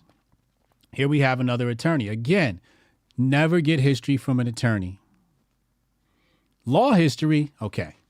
General history, no. When you talk about some of the people who have the most mainstream version of history, it's usually attorneys. Like, I talk to attorneys and I be saying shit about history and they be like, damn, I never knew that. Like, I had attorneys in my class before taking history lessons from me. Attorneys. They don't know shit. They know the law, but they know shit about history. So he's saying, I'm not saying he is wrong, he's right or wrong, but I am saying, So I'm not dissing this guy, because I don't know if he's dissing me yet. But the fact of the matter is he's an attorney, he doesn't know his history. It's just facts. Jonah, what's up, man? Nothing. How are you? There you go. You sound much better, man. Talk to me, man. Let's get right to the goal. Hit me with it. Pause. Well, the thing is, though, too, right, is when we're looking at all this slavery, if they're talking about, like, slavery and whatnot, who financed it right from the start was, the bankers through Amsterdam and the old Virginia or whatever. So back all the way 1619, it's the same people that are running those banks that actually paid for slavery to begin. That's correct. Yeah, it's Paolo Sarpi, so if you go all the way back that way, but then, the way I look at history is... Right here.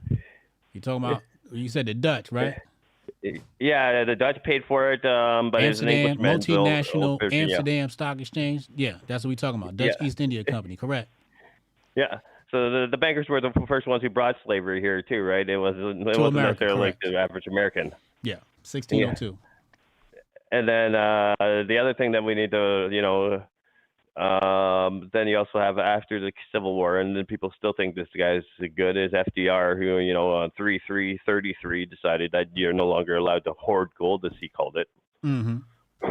And then, but when it comes down to history, too, right? It's all a lie.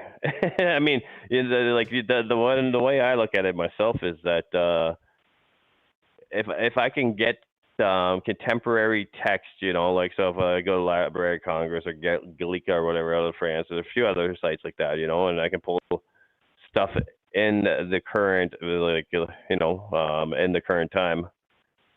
The information there then is going to be a lot better than, maybe not 100% better, but then again too, right? So the people in that generation are going to be a better source than afterwards, when the Romans and the Hittites get their way and write whatever they want because they financed the war, and then they tell you otherwise. It's like if you look at the Russian-Ukraine war again, that's literally the same starting. The whole start of it was the exact same as like World War II.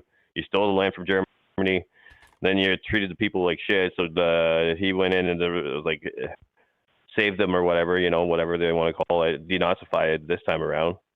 And then you have a war that's created out of the actions that you initiated, right? Mm-hmm. So all these people that are, worried about anything that you're taught as far as what the reason was, Yeah, it's probably not the reason because let's be honest.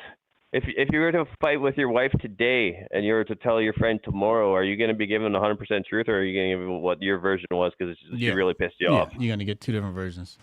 So she really pissed you off, and you no longer recall how you started it. And then and I'm saying that for myself, right? I'm not putting it on the chick, right? So, so anytime we're looking at history, that's where we really have to look at the old text, and that's why at the same time. What do these bankers do every time they invade a country? Destroy the text. Yes, also true. Very important to get rid of the evidence. Yep. So that's why if you go far enough back, you can track the bankers through the East India Trading Company to the Dutch Dutch Trading Company, and then you have they go through Ravenna, then they go through Carthage, and you can track all this if you really work at it. But then, if you don't really work at it, your teacher isn't going to know this because they're there to. If it's a public education, they're there to serve the public, not you. So they are a product of Yuri Bezimov, right? I think that's his name. He called them useful idiots. Oh yeah. The useful idiots. That's definitely part of the communist era. Now the other thing is too, right? Is again too, people think of communism as man. If you actually read, he says that it's going to be the dictatorship of the proletariat. Well, that's not the proletariat because it's also Then Lenin came up next with and said that the central bank is the key instruction, right? Well, the two main points of the 10 planks is you need once you have the education. And once you have the bank, you're pretty much in control. You're in control. All the others you're in the driver's seat. Yeah. The other is just the other 8 planks is just saying, hey, we're going to take over these industries too because these are the other ones we feel are 10% important out of the 90. But as far as that, when it comes down to it, and I kind of heard part of the Wholesome White one. We go all the way back to, and this guy was also part of it, Loyola of whatever, right? So if you actually go back to him, he said, give me a boy until he's 7 and I'll give you the man. So in 1500, they knew that they needed to take the children from the family so that they can indoctrinate them. And it's the same people, same generation, same families that are running the same place. And as long as we get our beer and basketball or whatever, right? Then then we're too stupid to actually, and that's why everything was shut down. But they made sure to put the NBA in their bubble, right? So they can still have that circus for you, that bread and circus, and COVID. Need that. Yeah. Hey, appreciate you for the call in, man. Yeah, you too. Sorry about that. I'm dealing with that whole thing still, but it's crazy. Hey, don't forget to get yourself a landline. Oh, why would I need that? I don't need to talk to anyone if the shit hits the fan. I'm out there. You might need to call Hotep Jesus, man. Well, if the shit hits the fan, you might have to call into the Grift Report. I'm in Communist Canada. If that happens, that's right. We're You in gonna Canada? Have a Chinese firewall. Oh yeah, we're gonna have a Chinese firewall, right? They'll take over. Yeah. You're right. All right, man. Appreciate you, yo. Okay. Yeah, we go. All right, yo, this tweet right here is wicked. He said, "Which picture of Kim K do you like better?" Lord have mercy. Oh, this a real Hotep brother. That's Beyonce. I had to do a double take the first time I saw this tweet. Crazy. So I got this response to my tweet. Tell us again what Democrats taught you in school. Democrats teach this stuff in school? Democrats teach about Albert Pike? I don't know about that. Man. They pulling all the bots out. I forgot this is what happens when you get a viral tweet. I don't tweet to go viral, so I very rarely get a viral tweet. This just happened to be because I was talking about the trending topic and provided valuable information. So at, 250,000 views or whatever. So now, along with that, you get, the riffraff, right? The dregs of our society, the brainless, Hold on. Let me show you something. Because the show is going to continue. Of course, we got Uncle Hotep tonight. For Hotep's Been Told You. And also, I am on a panel right here at 5 p.m. Discussing Christian nationalism. So if you guys want to join that conversation and listen to it, I'll be there with William Wolf and Terrence Swain and whoever else I guess is going to be on the stage. So you guys can tune in then. All right. So I'll see you tonight at the Twitter Spaces or whatever. And I rarely do Twitter Spaces. I really don't like doing them. I like running them because I just convinced that I'm a superior moderator in all debate and conversation formats, and that's been proven time and again. So when it's not me, I'm kind of like, whatever. But I'm usually like that in all parts of my life. So that's not really saying much. They gonna bring up the calendar? Yeah, they definitely gonna be talking about the calendar.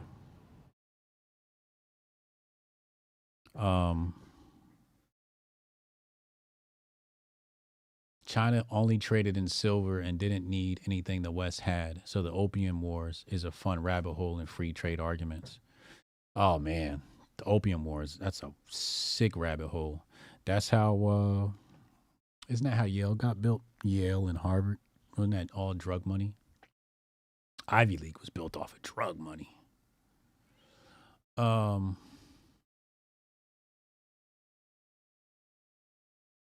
HJ going to HBTY up 70 points. Listen, man, you know, when I go down rabbit holes, and I document and I research and, you know. Matt Earth Theory said, that's nuts. Albert Pike has come up 3 times today. Synchronicities, and now HJ be talking about him, and it's his birthday tomorrow. Wow. Is it his birthday tomorrow? Wow. Look at that. Look at God. See that? The whole matrix is just, you know, sometimes when you're on point and you're doing what you're supposed to do, you'll be synchronized with it, or you'll be in synchronicity with it. She basically did answer the question when she said the basic freedoms and what people can and cannot do. Correct. I thought Nikki Haley gave a very unspecific response that happened to be leaning towards being right. Turned into central banking. You know? I don't know if she knows that. I don't know if she would have, you know, pointed those specificities, but, you know, I had to step over from watching HJ's boy turning red on Jimmy Dore. Huh? What are you talking about? Talking about the Rogan clip. Oh, this a real Hotep brother. I need to take Goldstein with me on Fox. I wish I could. I wish I could take a bunch of people with me on Fox. Rudy said everyone needs to read Behold the Pale Horse by William Cooper. Changed my life in prison. Yeah, that's a really good book. Don't I got a copy right? I got a copy around here that's somewhere. Because you never know when you got to, like, look it up. I never actually read it. It was one of those books I piecemealed, you know? Because it's not really even, like, it's not even really written to be read. It just feels like it's a reference book and not so much a book you read straight through. It's more like, hey, you know, I want to research this particular topic, and he happened to write a chapter about that, you know. But still a great document that everybody has to have a copy of. I'm out of here, man. Be good, be well. Love your family. Until the next time, Hotep and Bill. Yeah, I can try to get that handled for you. Again, it's only my second day, so if you can give me a second. How am I supposed to do this? How the hell are we supposed to do this by 5 o'clock? I have no clue. Is that possible? Hey, do you have the password to... How'd you finish all your work already? He's not tapped in.